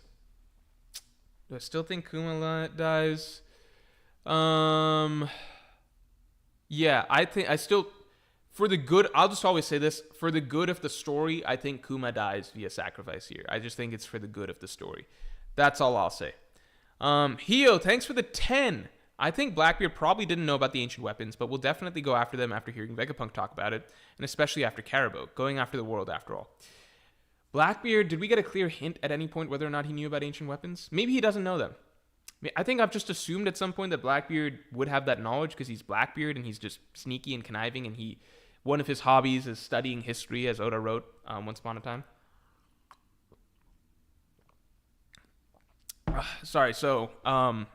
But at the very least, once he gets in touch with Caribou, it will be established. Like, Blackbeard's heard it from Vegapunk that ancient weapons exist, so whether or not he knew it before, he knows now. And then with Caribou, yeah, definitely there. The thing is, I think that Blackbeard should know about the ancient weapons because even Kaido and Big Mom knew about the ancient weapons. Kaido and Big Mom said that we're going after the ancient weapons. That was what they announced to the, to their alliance, basically. We're going to go after the ancient weapons. That's how we're going to take out the world government. JWP, thanks a lot. When Divine Departure gets animated, you got to react to it. When Divine Departure gets animated, you got to react to it. Oh, I will watch that. Yeah, I'll watch that. I think I mentioned this before, but I will watch any of the, I will watch any of the things that like major anime moments that happen in Egghead. I'll watch those. Dila Joyboy, thanks for the 5. Legitimately made me reread part 1 and it blew me away. Maybe glazing, but you are Wargiest for a reason. It's Wargin time. Okay, well, thank you. I'm glad that I was able to help you enjoy Chainsaw Man more, because I really do think that Chainsaw Man Part 1 is like fucking, like, it's a masterpiece. I really, really do think that. I think it's phenomenal. I think the one thing that holds Chainsaw Man back, that I will always say, from being considered, like, usually when people compare anime and manga, a lot of times people will bring up their best arcs. So, for example, Hunter x Hunter, you always hear, like, the Chimera Ant arc, right? Chainsaw Man has yet to have a singular arc, like extended arc, that's longer than like 15, 20 chapters, like that range at the very least. So it's never attempted like a very ambitious arc in that sense, and its storylines move by pretty quickly. They all flow into one another and build to create a really great saga. But I think just maybe because manga anime culture, we value individual arcs quite highly. Like, I could easily view all of Chainsaw Man Part 1, like that saga, as one storyline, the same way as I could view, like, you know, Water 7 Enies Lobby as one storyline, I guess, or like Chimera Ant. But I feel like that's just not the manga anime culture community. That's not the way that we compare things. So it has to be comparing arcs. So I think Chainsaw Man will always be at a disadvantage because its storytelling style is to tell shorter individual arcs, but that are stacking to create a very, very coherent, very well thought out, and very deeply layered story. So I don't know. I think Chainsaw Man will always be a little weaker in that regard, unless it gets to something down the line that it hasn't attempted yet. OHNS, thanks a lot for the 5. Speaking of Manga Morj, the Hunter x Hunter video was also great and helped me appreciate the current arc as I was getting overwhelmed by the number of characters. Thank you. I did like that video as well. Nowhere near the same level of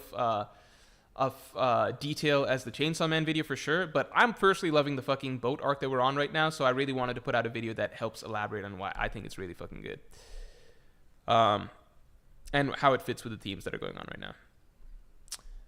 The Disciple, nice name. Thanks for the 5. And thanks for your fifth ever super. Thank you. Thoughts on Cross Guild in Elbath? Zoro versus Mihawk and Luffy versus Shanks fits the honorable team of giants. It can contrast dishonorable Blackbeard pirates next. So I've actually talked about this in multiple videos. I've talked about this in the recent video where I talked about like when, like the order of Zoro's next opponents. I dropped that video in the last 4 or 5 months. Like what is the order of Zoro's next opponents? And I speculate that Cross Guild in Elbath could make a lot of sense. Same with the Sanji video on Sanji's next opponents. Cross Guild in Elbath could fit there.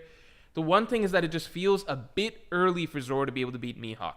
Unless we get something really major out of Zoro here that's very, very impressive, Zoro beating Mihawk seems very, very difficult to imagine. I don't know. Just next arc, like the world's strongest swordsman Zoro, I don't know. But Cross Guild being next arc, I think that would be cool to see. Like, it just feels like it couldn't actually fit in there. Also, let's get the stream likes up to 400 real quick. Let's get the stream likes to 400. JWP, thanks for the 10. I remember a Morjcast where you ranked the current groups in action and what impact they had. At the time, Kid and Law were still in action. It would be cool if you did that again since we had more info now. Ranked the current groups. Oh, I see what you're saying in terms of like overall like threat level. That's cool. I think I could do a video like that. That would be fun. Like, that might actually be better as a video more than a Morjcast. But I'm going to write that down. Video or Morjcast. Video/Morjcast on current faction ranking. That could be cool. Especially with me. I believe the Marines will be their own independent faction fairly soon. If we're being honest, if the Marines and the Celestial Dragons are just tight and all together by the end of the final saga, that is a very, very, very, very, very difficult group to beat. Very difficult group to beat. The Final Storm, thanks for the 5. Everyone is curious what Akainu is going to do after hearing Stella's message. Reasonably so, but not many are thinking what Smoker and Fujitora will do. I do think we could be at a moment where we're about to see a bit of a divide within the Marines themselves. So there's the divide between the Marines and obviously the world government, but that could happen, the Marines and the Celestial Dragons. But I think we're also potentially going to see a divide between the members of SWORD versus the rest of the world government. Fujitora being a member of SWORD would also be cool if that's revealed or that becomes a development that takes place. I don't know. Spam Avoider, thanks. I appreciate it. Akash Panda says, Morj, remember when Luffy went from Yonko 1 to Yonko in one arc, Soka and Zoro? That's true, but I think the big difference is that it was a 150 chapter long arc that involved a lot of heavy emphasis on Luffy's growth, right? So like we got to see Luffy lose round 1, then spend 2 weeks training to get advanced armament haki down. He had an encounter with Big Mom there where he had a armament haki bloom and everything like that. So he got a lot of time to train up more of his fundamentals. Then we got a very like his fight with Kaido was 50 chapters, right? Like close to 45 chapters, basically, like from chapter 1000 to 1049 when it wrapped, 50 chapters. Like you had a lot of time for Luffy to, take multiple cracks at Kaido, take steps forward here and there. Like first he gets advanced Conqueror's Haki, then he comes back with improved advanced Conqueror's Haki, can split the sky with Kaido and everything like that. Then goes down, that gets gear 5th. Like, there's just so much time spent getting Luffy there over the course of it that I feel like it's a little different.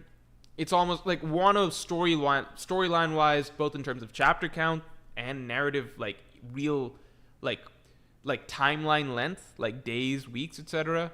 It was the equivalent of multiple arcs, right? Like, it's the equivalent of, like, 3 50-chapter arcs or, like, 2 weeks, which is probably close to how much time Luffy spent in the New World already leading up to that, right? So Elbaf, I don't know if it's going to be that long, and I definitely don't think it's going to have that much Zoro focus. So I think the one way Oda could reasonably, like Oda could spin Zoro versus Mihawk being like a thing next chapter. The only way would be the simple fact that Ashura exists. Because the one moment that we saw Ashura in action, like the only moment we saw Ashura in action, like Zoro threw out one attack and it permanently scarred Kaido forever, right? So the one encounter Zoro had, like, it is reasonable to believe that if Zoro was able to fight in Ashura consistently, then he would be maybe, like, based off that encounter, how do I say this? Based off that encounter, he has technically opened the door to the idea that if Zoro could fight in that form consistently, then he would be a threat to any top tier, right? Because we saw it once and it did it, right? It scarred Kaido forever, which had not been done by anyone, including Big Mom, who fought him with a sword for like a full day straight, trying to kill him just a little bit back, right? So Ashura is kind of Oda's little loophole because Ashura was planted before. The reason I imagine Zoro couldn't use Ashura frequently is because Zoro did not have Conqueror's Haki mastered, because Ashura is a product of Conqueror's Haki, but now Zoro has Conqueror's Haki mastered as with the King fight, so Oda could maybe spin it. I don't know.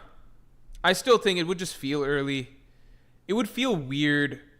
It would just feel so weird to see Zoro, like, going huff with Lucci for so many chapters, and then Zoro fighting Mihawk next arc, but, you know, Oda's done jumps, like, stuff like that happens, shit happens.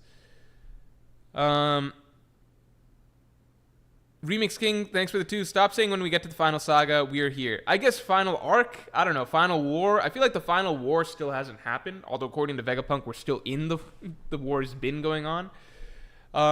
You know what I mean. Rohan, thanks for being a Pirate King tier member for 7 months. Sidebar, it makes so much sense for the continent to be 200 feet below sea level right now. I was losing my head seeing Zanisha walking around the ocean when oceanic depths are miles and miles, LMAO. I think that's one of those, like, fantasy world, like, Oda's gonna not play it hard and fast with that sort of thing. Also, let's get the stream likes up to 400 real quick. How many feet are in a mile? Like 2,000? How many feet in a mile? Oda also said that Zunisha... Oh, 5,000. I was way off. I think Oda also said that Zunisha's legs are... They're similar to the Salvador Dali paintings, you know? With the very long, spindly elephant legs. Which, I don't know if he made that up just to justify why Zunisha is able to walk in the water or whatever, but, you know. Dare Boppler, thanks for the 5. Final clash. Luffy with Future Sight sees Imu nuking Noah, getting his final power up to prevent this. This is more dramatic than rising water levels. I've kind of always imagined a scenario where Luffy has Future Sight. I talked about this in the Shanks, just showed us the key to... It's a Shanks video I did. I forget the full title. It's a theory. I've always imagined Luffy getting Future Sight, like, or Luffy having a Future Sight moment where he sees a villain, like maybe Blackbeard or someone, about to kill his friends, like his crewmates, and then Luffy has to hit another level to stop that, or like have a big hockey moment to stop that. The reason I say that is because it's very similar to what we saw with Shanks using like him having a future sight moment when he sees Kid about to harm his crewmates and everything. And Luffy's always been, he's always been at his strongest when it's moments where he has to step up to protect his crew, like Luffy and Usopp, stuff like that, at Enies Lobby. Like, that always gives him that extra added motivation for sure.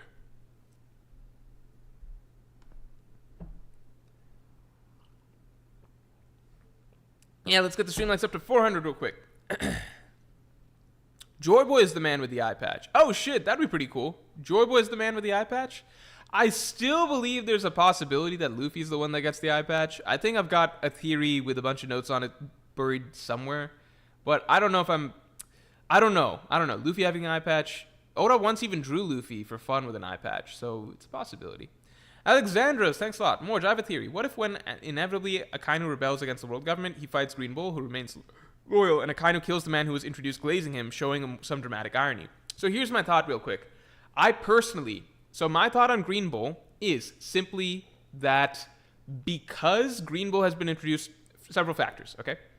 Because it seems as though the Celestial Dragons and their whole side is becoming more and more stacked, like Imu obviously, Gorosei all seemingly being Admiral level or above, plus Seraphim, who will soon be in their final forms. So many factors coming together, plus the Gods Knights, who we still have no idea how strong they are. We just know that one of them was basically looked like Shanks in his prime, right? Because the Celestial Dragon side is so stacked, and it seems as though the Celestial Dragon side is less likely, they're probably not going to be having the Marines on their side at the end of the story, right? So that got me thinking about, like, Green Bull, because you can see the other Marines, they're all down, right? Akainu would want to rebel against the Celestial Dragons. Fujitora, done. He's on board, right? Whether he wants to keep following Akainu or not, that's unknown. But in general, you can see the doorway is open for Celestial Dragons to be their own enemy without the Marines, right? I feel like one of the reasons that Green Bull, because like Fujitora is written to be hardcore anti-world government, right? Why was Green Bull written to be so pro-world government and Celestial Dragons if the Celestial Dragons are going to do this? And, like, he's going to realize, well, the Celestial Dragons, they want to kill me too, along with fucking everybody else. I feel as though it's possible that we never even get to that conundrum of what will Green Bull do, because I wonder if Green Bull was written into the story literally to be a hype tool. Like, I wonder if the conundrum of, like, how does Green Bull react to all this doesn't even come up because we cut away after this arc to, let's say, Cross Guild or something, like Mihawk taking out Green Bull or some other character taking out Green Bull. Because there's various characters that you could kind of, who need the feats, kind of, who are kind of late in the story and kind of need the feats, who you could toss Green Bull to establish this character as a threat, if that makes sense. Just give them we already know that Green Bull is like the least hyped admiral Oda has ever drawn. He's the admiral that Oda seems to have put the least effort into fleshing out, to giving nuance. He's thrown in very late in the game. It feels as though it's very possible that Oda, like, I would not be surprised if we see something like Cross Guild freeing Weevil when Weevil is being taken to Impel Down, with Mihawk taking out Green Bull. Mihawk gets a really good feat. You don't really need all these admirals in the story anymore, because I don't even know what Kizaru's like. You see what I'm saying? Like, in general, the admirals are being written to be more hazy in terms of their allegiances here, right? So Kizaru, he's already teetering. Fujitora, he's 1 foot out the door. The only one that's really locked in is Green Bull, but Green Bull also seems to be the most one-dimensional and, like, haphazardly thought out admiral, who so far has already been used as a hype tool.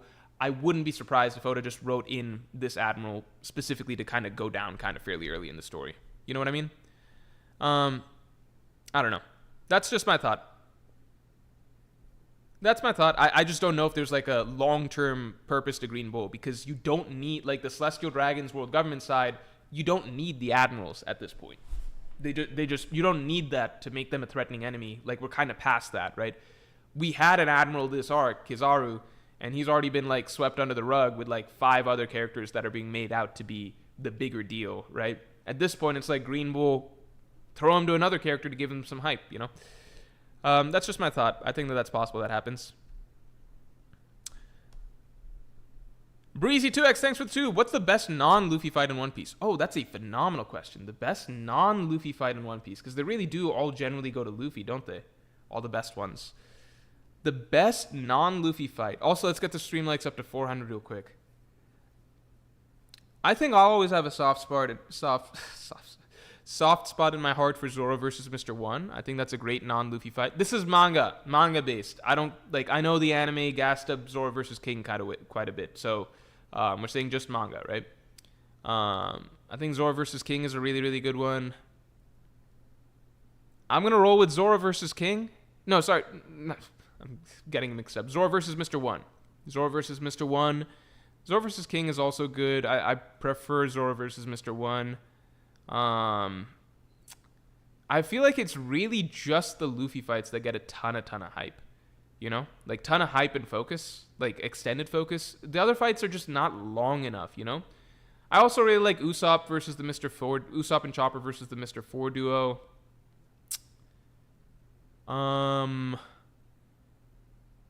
I liked Ace versus Blackbeard just for what it was. Like, that's the only time in the series that we've cut away to an extended fight between two major characters that are not Luffy. Hachinosu is the next closest we kind of got with Garp versus the Blackbeard Pirates. But even then, we kind of got it in bits and pieces. Ace versus the Blackbeard was the only time we really had an extended version of that, you know? Which is kind of crazy. Like, a series as long as One Piece with so many characters, the only time we cut away to, like, outside characters getting, like, a really big fight like that is Ace versus Blackbeard for 2 straight chapters. I don't know. Yeah, I think I got that.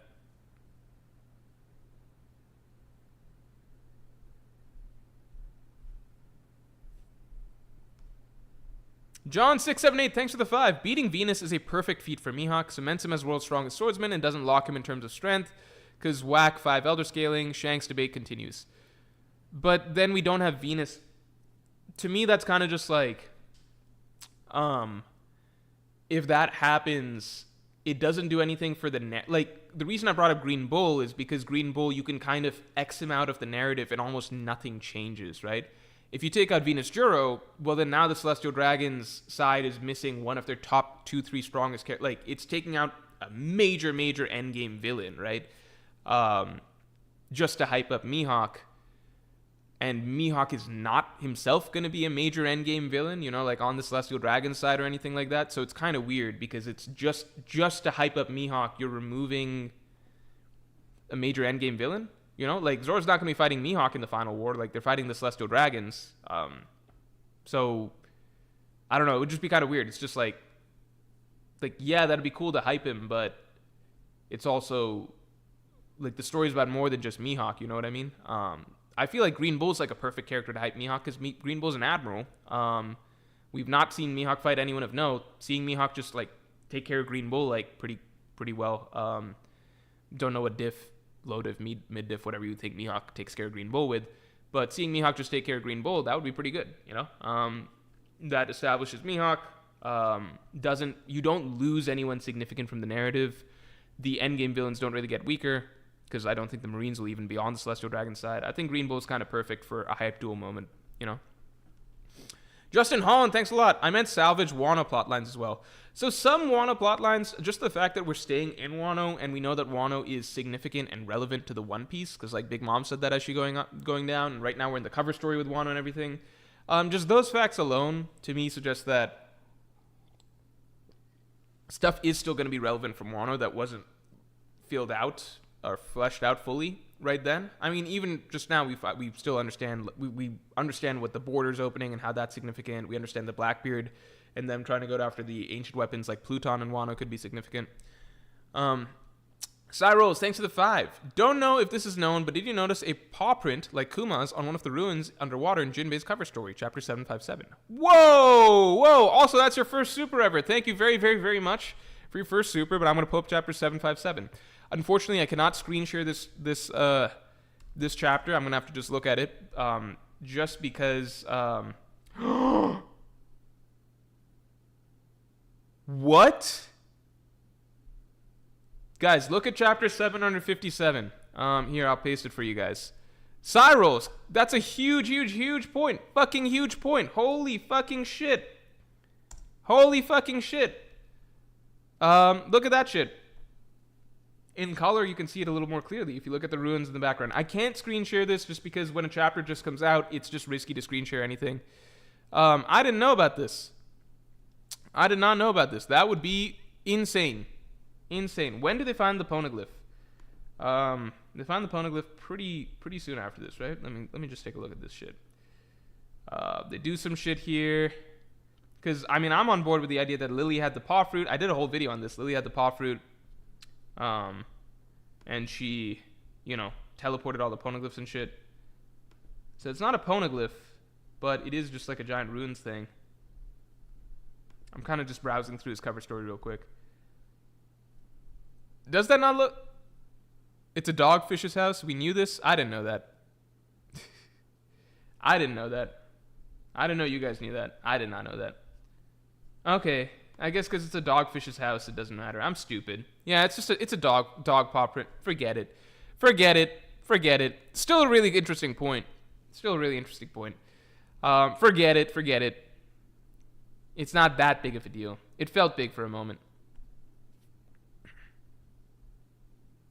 Yeah, the cover page. It felt big for a moment.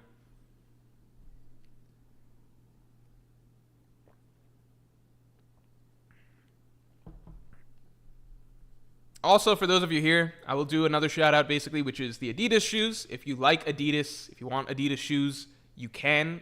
If you look at where it says likes, right to the left, to the right of that, you should see a tab that says shopping, a button that says shopping. If you hit shopping, you get a shit ton of options for shoes. If you get any of those shoes and use the code SUMMER, then you'll get a 30% discount. And these are fucking nice ass Adidas shoes. Obviously, I get part of the commission, so if you want to support the channel as well and get yourself some nice shoes with a really big discount, 30% off, then feel free to click on one of those shoes. It would have to be through one of those links that are posted, but that is up to you all. That's if you want to get Adidas shoes. Note, this is a sale that is ending fairly soon, so it's up to you guys, whatever you want to do. I love Adidas because I fucking worn, you've seen me wear Adidas a lot. The shoes I have back there, I have multiple Adidas pairs. I just like Adidas. I was never a Nike person because, I don't know how to explain. Nike was like number one, right? And I was always like, I'm not a Nike guy. I'm just not a Nike. Like, it feels too much of a statement for me to be wearing Nike. But Adidas feels cool. Like, I feel like I can wear Adidas and it just feels like it's still a really cool brand, but it's not as, I don't know. It's not as show-offy as Nike. I don't know. That was my mentality. So, yeah, if you want Adidas shoes, just click on one of those links. Right next to the like button, it says shopping. Click on one of those links if you want one of those shoes. Use code SUMMER. And yeah, you should get 30% off. And yeah, support the channel. All of that stuff. Luffy D. Joyboy, thanks for the 5. What do you think about Zoro's Eye? Could it be a key to unleashing some hidden power? I know a lot of people are against a Sharingan-like power. So first of all, thank you very, very much for your first super. I will say that I personally do not believe that Zoro's Eye does anything. I think we're kind of past that point just because I never believed that it did anything. I do feel like one of the things that Oda kind of does is, captain, vice captain. Oh, sorry, I don't know. Calling Zoro vice captain upsets some people, but Zoro and Luffy, Oda does do lots of similarities, right? So, like, Luffy has a scar on his eye. Zoro gets a scar on his eye. Zoro has a scar on his chest. Luffy gets a scar on his chest. I think that there's just visual similarities that Oda likes to do right there, just symbolic. So I always chalk the eye scars just basically being that design choice. However, I did entertain the idea that, you know what, maybe Zoro will open his eye. Maybe that's a thing. I thought that there's like a 5% chance for a lot of post time skip. However, then we hit Wano. Like, a big part of it was simply the fact that Zoro wasn't really pushed between Fishman Island, Punk Hazard, Dressrosa. Zoro really wasn't pushed by any opponent, right? The only time he fought someone actually strong was Fujitora, and that was like for 30 seconds, so you don't really get anything out of it, right? Wano, he's pushed a lot, right? He's pushed to near death by, first he has to fight Kaido, obviously that's a very significant opponent, but then he's pushed to near death by King. If Zoro had any other tricks in his bag, like opening his eye, he would have done it then, right? So I think post Wano, there's just no argument that Zoro, in my opinion, there's pretty much no argument that Zoro has another little trick up his sleeve, like opening his eye, personally. JWP, thanks for the 2. Def is Reach, but the paw print looks similar to the Celestial Dragon brand, or like the hoof of the Celestial Dragon. No, but that would have the other thing underneath it, right? Like the, first of all, the Celestial Dragon, it's more like triangle-y, and it has a triangle at the bottom too, so I don't know if it's that. I don't know. I just don't think that, I'm past the Zoro Eye stuff. I don't think it's Zoro Eye, whatever. Kosh Panda says Zoro also has scars on his legs. Oh, I forgot about that. Zoro having scars on his legs. I literally forgot about the scars on his legs. That's so funny because that came from fucking Little Garden, right? And that's such a minor incident. It's like Mr. 3. Like the others are significant, right? Like Mihawk. Like the scar on his chest is Mihawk. Scar on his eye, Mihawk. Leg. Does Zoro still have scars on his leg? I kind of forget. Does Zoro have scars on his ankles? He does. The ankles one are so random and like the incident is so fucking small.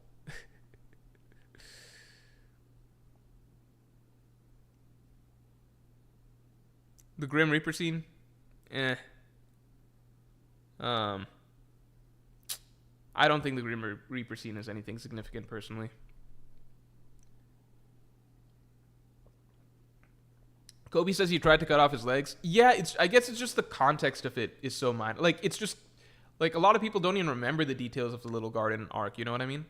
It's just something that happened. Oh, Eric's here. What's up, Eric? Kosh Panda says, Morj, look up Zoro feet pics. I basically did. I looked up the Zoro scars on his ankles. Morj, when do we start reading Boruto? I don't think I'm ever going to read Boruto, man. I've heard that Naruto's daughter is now stronger than Naruto ever was, which is, I don't know, that's kind of insane, isn't it? Naruto's daughter is now, I mean, as far as I understand, like, Boruto at least was, like, training and shit to be a ninja, and now the daughter is just stronger than Naruto or something like that. I don't know.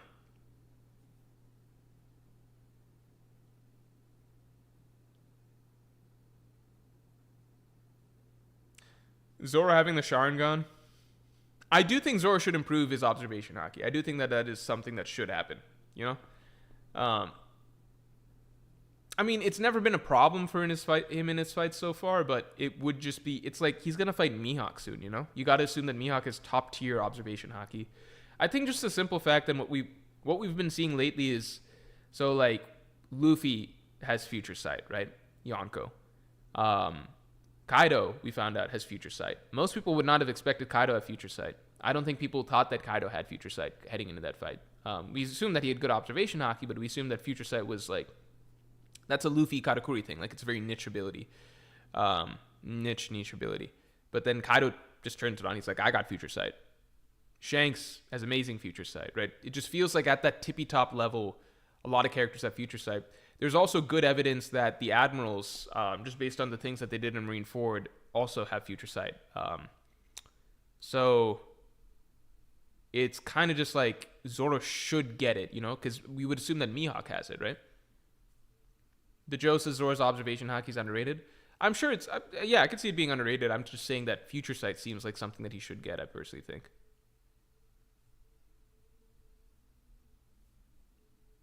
JWP says, it's a dumb reason to hate, but they're just so dripless, it's insane.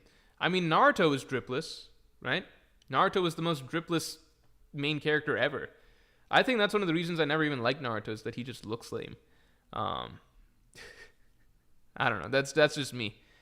I just, like, Luffy looks simple, which I think is different from looking lame. I think Naruto is intentionally made to look, like, kind of dorky, you know? And I think one of the differences is that, like, as time goes on, I like when, like, a lame-looking character looks more badass as time goes on.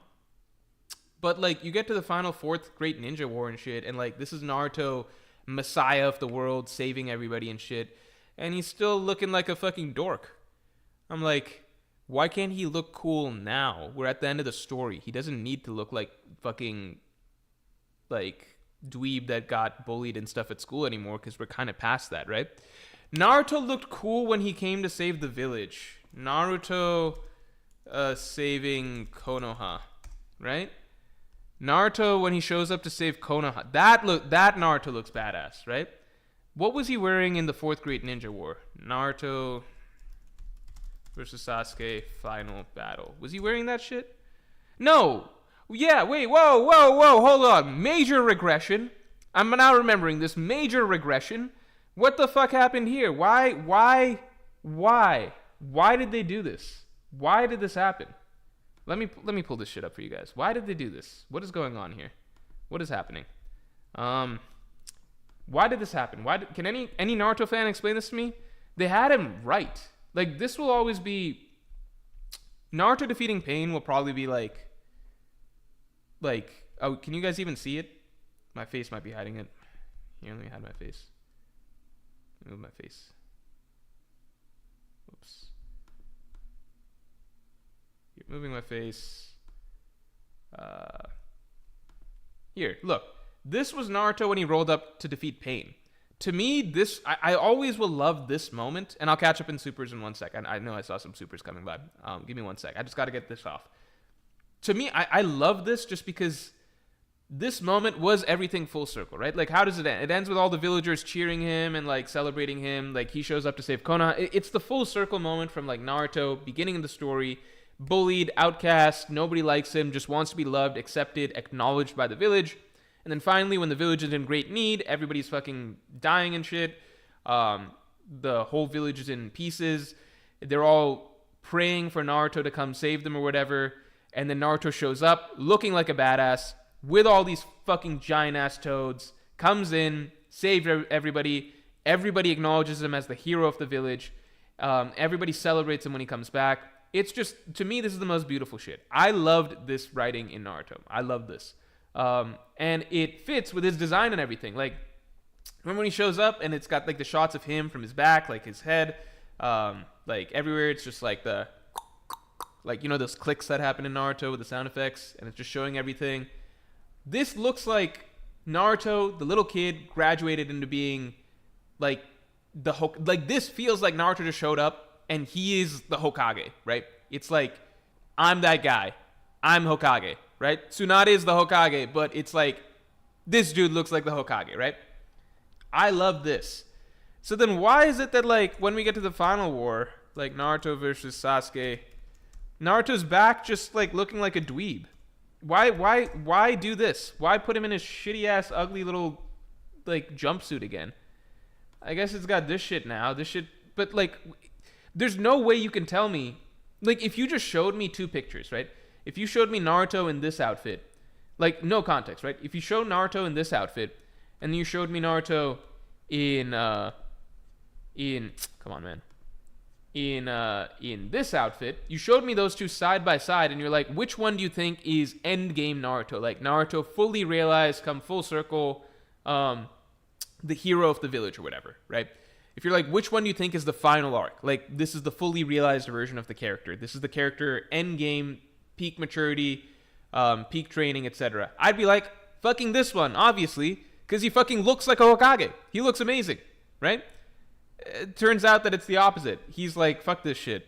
I'm going back to looking like a dork. I want them to... He's a glutton for punishment. He wants them to bully him again. And just when you think, like, okay, well, maybe in the future, you know, like, he'll look cool again or something like that. It's like, no, he somehow looks lamer than he did. As a fuck... How is this... What is happening? Why is it... I personally feel... Okay, this might be projecting some stuff that I'm like projecting my views on the writing of Naruto onto the design stuff, but I personally think that you can literally trace the fall off writing wise just looking at Naruto's character design, right? Because it's like, okay, start off dweeb, jumpsuit, whatever, right? That keeps going, but then he trains, gets stronger, finally the whole village needs to save him. Needs him to save them. He shows up looking like a Hokage, what he said to everybody that he was going to be at the end of the story. He's like, I'm here. I'm the Hokage now. I'm here to save you all. Everybody just sit back. I'm here. Let me do my thing. Saves everybody. Loved by the village. Everyone acknowledges him. Strongest character in the village. It's him. He's happened. He's done it, right? kind of brought full circle from the character conflict that he began the story with. And then after that, you get the Fourth Great Ninja War, which I think most would agree is not as well written as like the Pain stuff, right? It feels a lot sloppier and messier, and then you're back with Naruto with his shitty outfit again. It's like, why? This dude was looking like the Hokage for a second. And then it's like, no, I guess he just looks like a fucking 16-year-old kid. Should we make him the Hokage after this? No, let's make Kakashi. Oh, that guy that doesn't even have the fucking Sharingan, making him basically a Suma level? Yeah, let's make Kakashi the Hokage. Okay, fuck it. Okay, and then like 10 years later or some shit, now let's make Naruto the Hokage, so that he can be Hokage during Boruto, that series, and Boruto's ass, which is reflected in how ass Naruto himself looks. Like, it just doesn't look cool or inspiring whatsoever. I don't know. I just don't get it, because it's like, they got it right already. You know what I mean? They already got it right. Like, they got it right in the first place. They got it right in the Pain arc, and then they're like, well, now we got to make him lame. Also, give him a haircut. You don't want him looking too cool in Boruto. Just make him look... Just make him look shitty. It's just the way it's got to be. Okay. Sorry if I lost some people. Oh, no. People really like the Naruto rant. The stream likes went up. All right. Let's get the stream likes up to 500, I guess. But look, that's just my views. That's just my views. If you really like... can it be debated that Naruto looked his best during the Pain arc, right? I think that's just easy, right? That's just a given. It's the same way that Luffy looks best when he's walking around with Roger's cloak and stuff like that, right? It's just that he looks best like that. Dai Lon, thanks for the 5, and thanks for your first super ever. I appreciate it. Zoro has his eye closed so that he can be adjusted to the dark when they confront Blackbeard. Waited 2 years for his time to shine in the dark, baby. Does he think that Blackbeard's power is literally like turning off the lights or something? That'd be really funny if that's what Zoro was planning the entire time. The other answer to that is just trading your observation haki, because, you know, Fujitora, for him, it's dark 24/7, but he's cool because he's got observation haki, so it doesn't matter. But Zoro's like, let me one-eye it.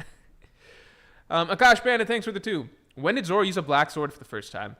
The first time that we see him coating his blade black in haki is against Pika, but I assume that he did it before that in, obviously, his training with Mihawk. That's implied. Akash Bandit, thanks for the 2. Answer, any slobby. Usopp is black. XD. Wait, what? Oh, when... Okay, I just got the joke. So I didn't realize it's a joke setup. I thought you were being genuine. I was like, you forgot it's Pika? Okay, I'm going to move on past this, but it is kind of funny. Zoro's first black sword was Usopp. That's kind of funny. That's kind of funny.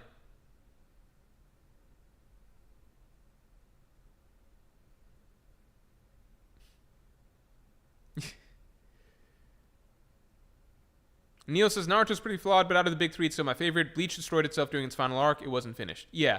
I will always find it really funny that, like, Bleach fans got so upset that everybody else saw how shitty their final arc was in the manga, and Bleach fans, like, protested forever that, no, it's perfect. It's exactly what Kubo wanted, even though Kubo himself is saying that it was rushed. They're like, no, there's no flaws or whatever. And now Kubo is literally rewriting it for the anime, Thousand Year Blood War. He's redoing the story. And now Bleach fans basically have to pretend that it was correct the first time around, but that it's still a more fully realized story this time around. Like, the amount of mental gymnastics to be like, no, they got it right the first time. It's like, okay, well then what are they doing this time? Why is he making it so much better and more fleshed out and actually connecting pieces that you claim didn't need to be connected or fleshed out? It's like, well, no, it's just, they're both right. Like, it was 100% right the first time, but now it's like 200% right or something. It's like, what the fuck? What does that even mean? So Bleach's ending, I'll always view as like the classic bad end. Like, I've always talked about this, but this has come up on stream multiple times. But like, there's 3 levels of bad ending, in my opinion. On a sliding spectrum, there's Yu Yu Hakusho, which is the worst ending ever, where you don't even get the fucking final arc. Like, the final arc, the final battles, etc., don't even fucking happen. They don't take place. Then you got Bleach, where, like, you get to stuff, but it's all extremely rushed, extremely, like goes by extremely quickly. Things seem sloppy. Writing seems very haphazard. ass pulls because problems are created that seem unsolvable, so you have to come up with extraordinarily, unbelievably contrived solutions, characters left on the cutting board, etc. But you still finish out the story, you know? So that's Bleach's level ending. And then Naruto's level ending, I consider one step above that, which is like, they did do all of the major things that you kind of wanted. It was just a little messier than you would have liked. I would never say that Naruto's ending was rushed. If anything, the Fourth Great Ninja War went on pretty long, I think. But you still got the main... Like, you wanted to see Naruto and Sasuke's story resolved. And most people, even who didn't like the ending, they were satisfied with that fight and the resolution of that conflict. You got to see a lot of things like the old Hokages in action. You got a sense of epic scale. It just dragged. You got a conclusion to, like, Obito's story and Madara's story. It's just that people didn't really like it, but you can't really say that they were rushed. So Naruto's stories were ending is kind of like, well, the author probably does get to do everything they wanted to do. You just don't really like it that much, right? So those, to me, those are the three levels, right? Like Naruto's level ending, where it's you kind of get probably the full version of what the story's supposed to be, and you get a lot of major things checked off and done justice, but ultimately it feels very messy and you don't like a lot of the decisions that are made, right? Then you get Bleach, where it's just like the whole thing is rushed. The whole thing feels very stupid, contrived. Things are very, very sloppy all over the place. Characters forgotten. Things come up with out of the blue. Things forgotten out of the blue. Just a big jumble of shit that's happening, and it's just a dog pile of shit, and nobody likes the final chapter, the way that the shit ends, right? And then you finally have the Yu Yu Hakusho ending, where it's just like, there's no ending. The ending was off-screened. The whole ending. The entire ending was off-screened. On to the next manga. So that's the spectrum, the three categories of endings that I kind of view things as. I personally think that if One Piece hits a Naruto level ending, I would be okay with it. I don't know. Esteban BR says rushed greater than bad writing. No, because rushed is bad writing. I don't like. To me, the Bleach ending is significantly worse than the Naruto ending, but I think Thousand Year Blood War could fix a lot of that. I think a lot of people's opinions on Thousand Year Blood War have shifted just because of the anime, but you got to keep in mind it's because of the anime. The anime is also doing things so beautifully and artistically, and just it really is elevating all of what Bleach is, because it's elevating Bleach from like a honestly cheesy 14-year-old edgy type manga to it feels like a very dark opera. If you watch like the last 3 episodes of the latest season, it feels like a very dark, almost abstract, surrealist opera. It really, really elevates the artistry of Bleach, just as a concept of the story, the mythos, just the atmosphere, everything. Totally different level. Bismuth, thanks a lot. I think this was your first super, so I think you may have accidentally not done a comment, but I appreciate the support. The super was meant to be text. I'm sorry about that. I'm gonna do probably 10 more minutes, 5-10 more minutes, and then probably call it there. Yokai Gota says Morj, the Gorosei calling Imu the creator has a lot more meaning with this chapter. 100% agree. Yeah. Hesus Missy says art made Demon Slayer seem good.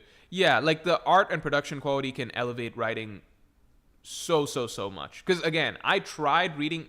I love Demon Slayer Season 2. Demon Slayer is literally, like, I feel no shame in saying this. Demon Slayer is one of my favorite anime, one of the best anime I've ever watched. Easily. Like, just purely as an anime, I fucking love Demon Slayer. I really, really love Demon Slayer. The new season of Demon Slayer is one of the things I'm looking forward to the most, right? It started already. I love watching Demon Slayer. Watching the arc in Season 2, the Entertainment District, that's one of my favorite arcs to watch. It's just such a joy to watch. It's a visual joy. They do so much atmosphere in terms of the build-up. The music, the moments, it's so beautiful. I love Demon Slayer. But when Season 2 ended, or like when I caught up to Entertainment District, and I was like, I love this so much. I love this series. I'm going to go ahead and keep reading in the manga. I tried reading a little bit of the Demon Slayer manga, like a tiny bit. I was like, let me just start reading a little bit and see what I feel, right? So I finished Entertainment District, started reading the next arc in the manga. It is such a fucking drop off. It's kind of just like it's like seeing something like just like the ugly truth at the core. Like, you see something without all the decorations and everything around it.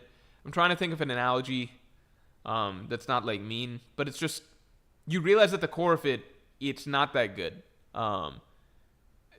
So you just realize at the core of it, it's not that good. I'm just like, fuck. Like, okay, this is kind of ass. I could not read more than a few chapters of that manga. I genuinely could not read it.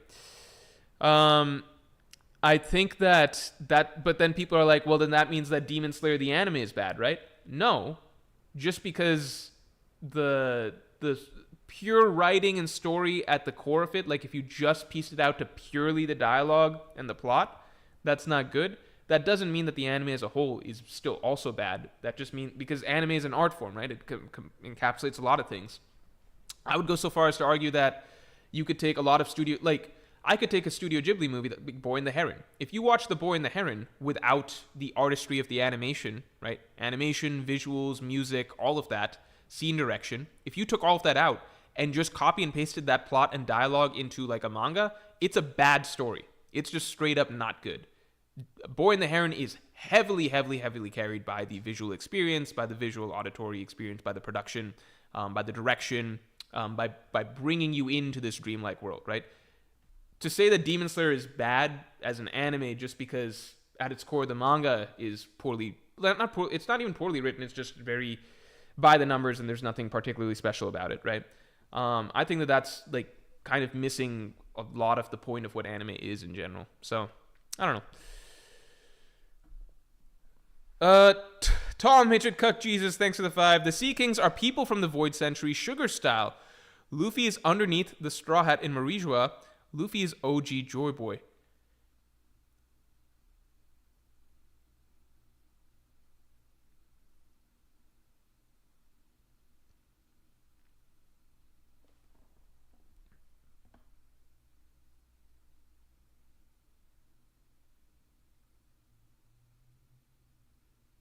The Sea Kings are people from the Void. I'm fixating on that first part. People from the Void Century, Sugar style. Are you guys listening to this? That is actually such an interesting idea. That is a crazy interesting idea, especially because it's plausible. One of the reasons I say it's plausible is because I look at Zunisha. I feel like Zunisha wasn't... I might be crazy, but I feel like Zunisha wasn't an elephant originally. I don't know. Zunisha might have been turned into some shit and made to walk. Maybe the same case with the Iron Giant. I think Iron Giant might actually be an Iron Giant. But the idea that the Sea Kings might be people from the Void Century, I really fucking like that idea. But then why the fuck do they eat so many people? I guess like Titans in Attack on Titan? I don't know. I don't know about Luffy being asleep under the straw in Marijua. And Luffy being the OG Joy Boy. Because we've seen Luffy as a kid and everything. I also don't like the idea of resurrection. New X7, thanks a lot. Your breathing style and Hashira as a mentor, Morj. I mean, sun breathing's the coolest. No. Thunder breathing is the coolest. I would like to have thunder breathing. Hashira I would pick as a mentor. I think Rengoku. Because Rengoku's very positive, and to be honest, like I'm a learner that works well with positive reinforcement. I just like positive reinforcement. It's good for me. I like positive reinforcement for my teachers, for anything. It just feels good. Because some people I think work well with like very harsh teachers or coaches or instructors who are like really hard asses on you, and then like you have to work really hard before they give you a begrudging like you did a good job, and then that means a lot to you. I'm not like that. I like when teachers tell me good job just straight up. It feels good, and I keep working with that. So I would take Rengoku. Andrew Anami says Morj likes to be glazed, LMAO. I personally... So this might be a weird take, but I feel like don't most people work well with positive reinforcement? Like, isn't that just natural? Like, I don't know. Like, overall, people like when people are nice to them and people encourage them and say good things to them. Like, it's easy to believe in yourself when you feel like somebody else believes in you, right? I don't know. I feel like that's pretty normal. I think that most people are like that. I think there is a mentality that like being really hard, etc., works on some people. But I'm also like, Does it though? Does that always work better than like? Does that work better for some people, or have those people just never had a coach or like teacher or mentor that's also just nice to them? You know, like I wonder how many people succeed with like mean teaching or harsh teaching, despite the mean slash harsh teaching, rather than because of it. You know what I mean? I don't know. Like places I'd say that are exceptions are things like the military, where it's like lives are at stake and you need to be told when you're not doing it. Like you need to be like fucking punished repeatedly to not make mistakes, because like encouraging somebody like, oh, you're doing a good job when they're fucking not is dangerous there. But I think in most other walks of life, I personally think that like, even if somebody's messing up or something like that, being told like, okay, you didn't do this, etc., right, or whatever, but like you're doing a good job here, it helps you believe in yourself and helps you like work on those, like helps you believe that you can fix the mistakes you've been making or the strengths. I don't know. Vaz says I get complacent from too much positive reinforcement. That's also probably. I think there's a balance. You know, maybe it's not just right or wrong, and also I guess everybody's different or whatever. But I think that there's some degree of balance. You can't be too soft on people. Like I've definitely had teachers, etc., that are too like, oh, everything's good, everything's like just throw out praise very easily. There's some balance. I guess what I'm saying is I think that maybe there's some teachers that would withhold positive reinforcement if they feel like, oh, that'll get to make the kid feel too good or like get to their head or something. I don't think that's healthy. I think just like dish it out as honestly as possible. I don't know. Tall Midget Cuck Jesus, thanks for the 5. We're going back in time. Last we were in the spot, they were sent all over the world. This time they'll be scattered throughout time. Ooh. What are you talking about? I don't think things are going back in time. I'm kind of lost, because before this you were telling me about the Sea Kings and stuff like that, right? Let me read your previous comment. Sea Kings are people, Luffy's asleep.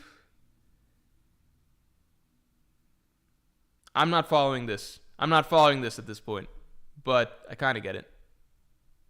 Breezy to X says, if you get too many compliments, you get complacent because you think you're good at it. Good where you're at. Yeah, I can see that as well. I guess it's just, I think there's a balance. I don't know.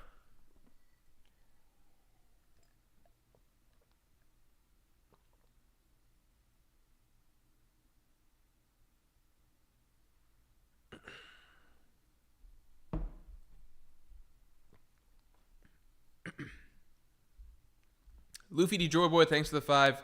I started watching and reading One Piece in February after decades avoiding it because of the 4-Kids dub when I was a kid. Shook my head. What are your main issues with the anime? What are my main issues with the anime? Oh, main issues with the anime. To me, the main issues with the anime, it's literally just boils down to pacing. Pacing is what then, pacing is the core, it's the root of all evil, and then you take the pacing problem, which is spreading shit off. Like, the pacing is mind-blowing because when I watch something like a Haikyuu episode, I'll watch a full episode, and very often at the end of the episode, I'll be like, holy shit, like, so many different things happened over the course of this episode. And then I try and think of the equivalent of a One Piece episode, which is going to be about a chapter, and I'm like, so a One Piece episode would be like, if I'm watching it today, would be like, those same 20 minutes would just be a single scene dragged out across the entirety of it.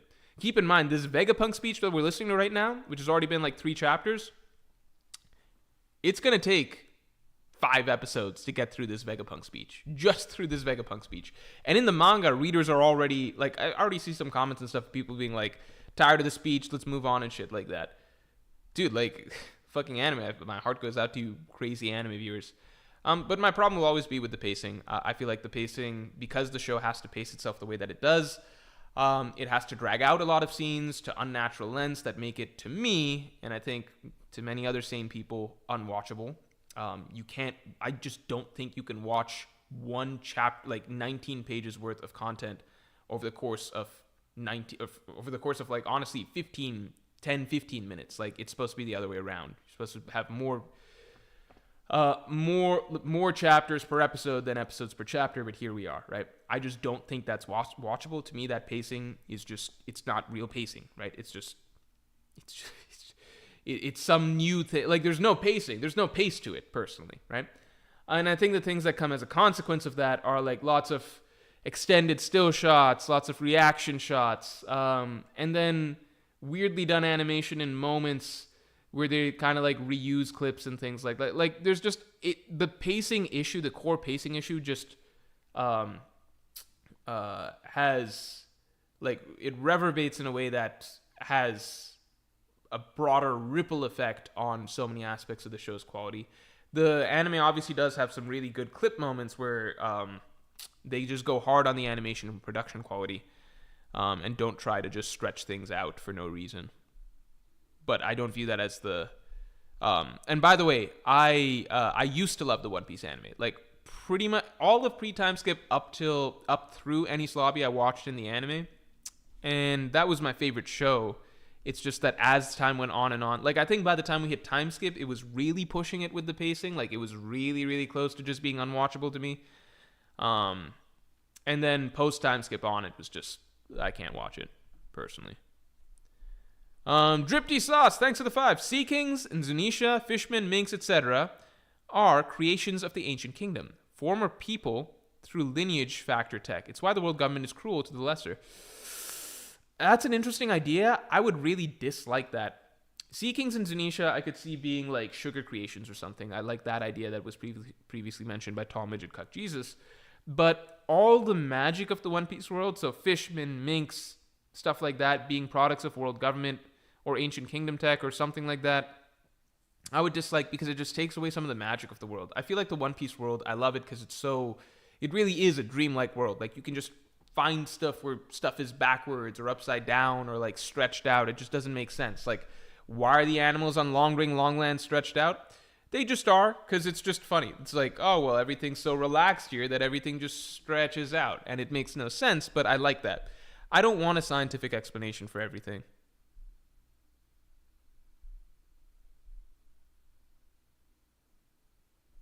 Okay. I think...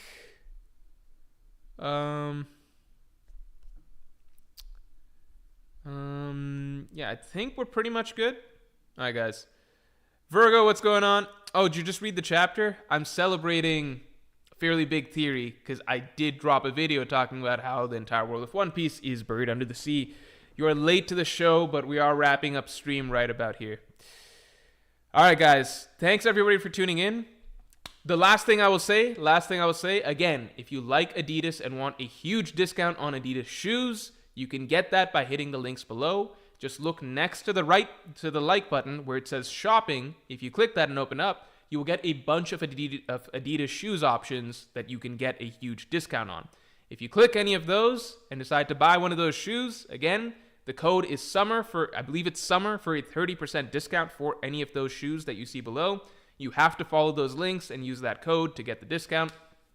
Anything you get, I should share, I get some commission out of it. So obviously I'm promoting it, but they're fucking Adidas shoes and you get a big ass discount and you support the channel if you want to support the channel. So win-win all around. If you're interested, just look next to the like button, hit shopping. You can open up the links, get yourself some Adidas shoes, get yourself some shoes for the summer.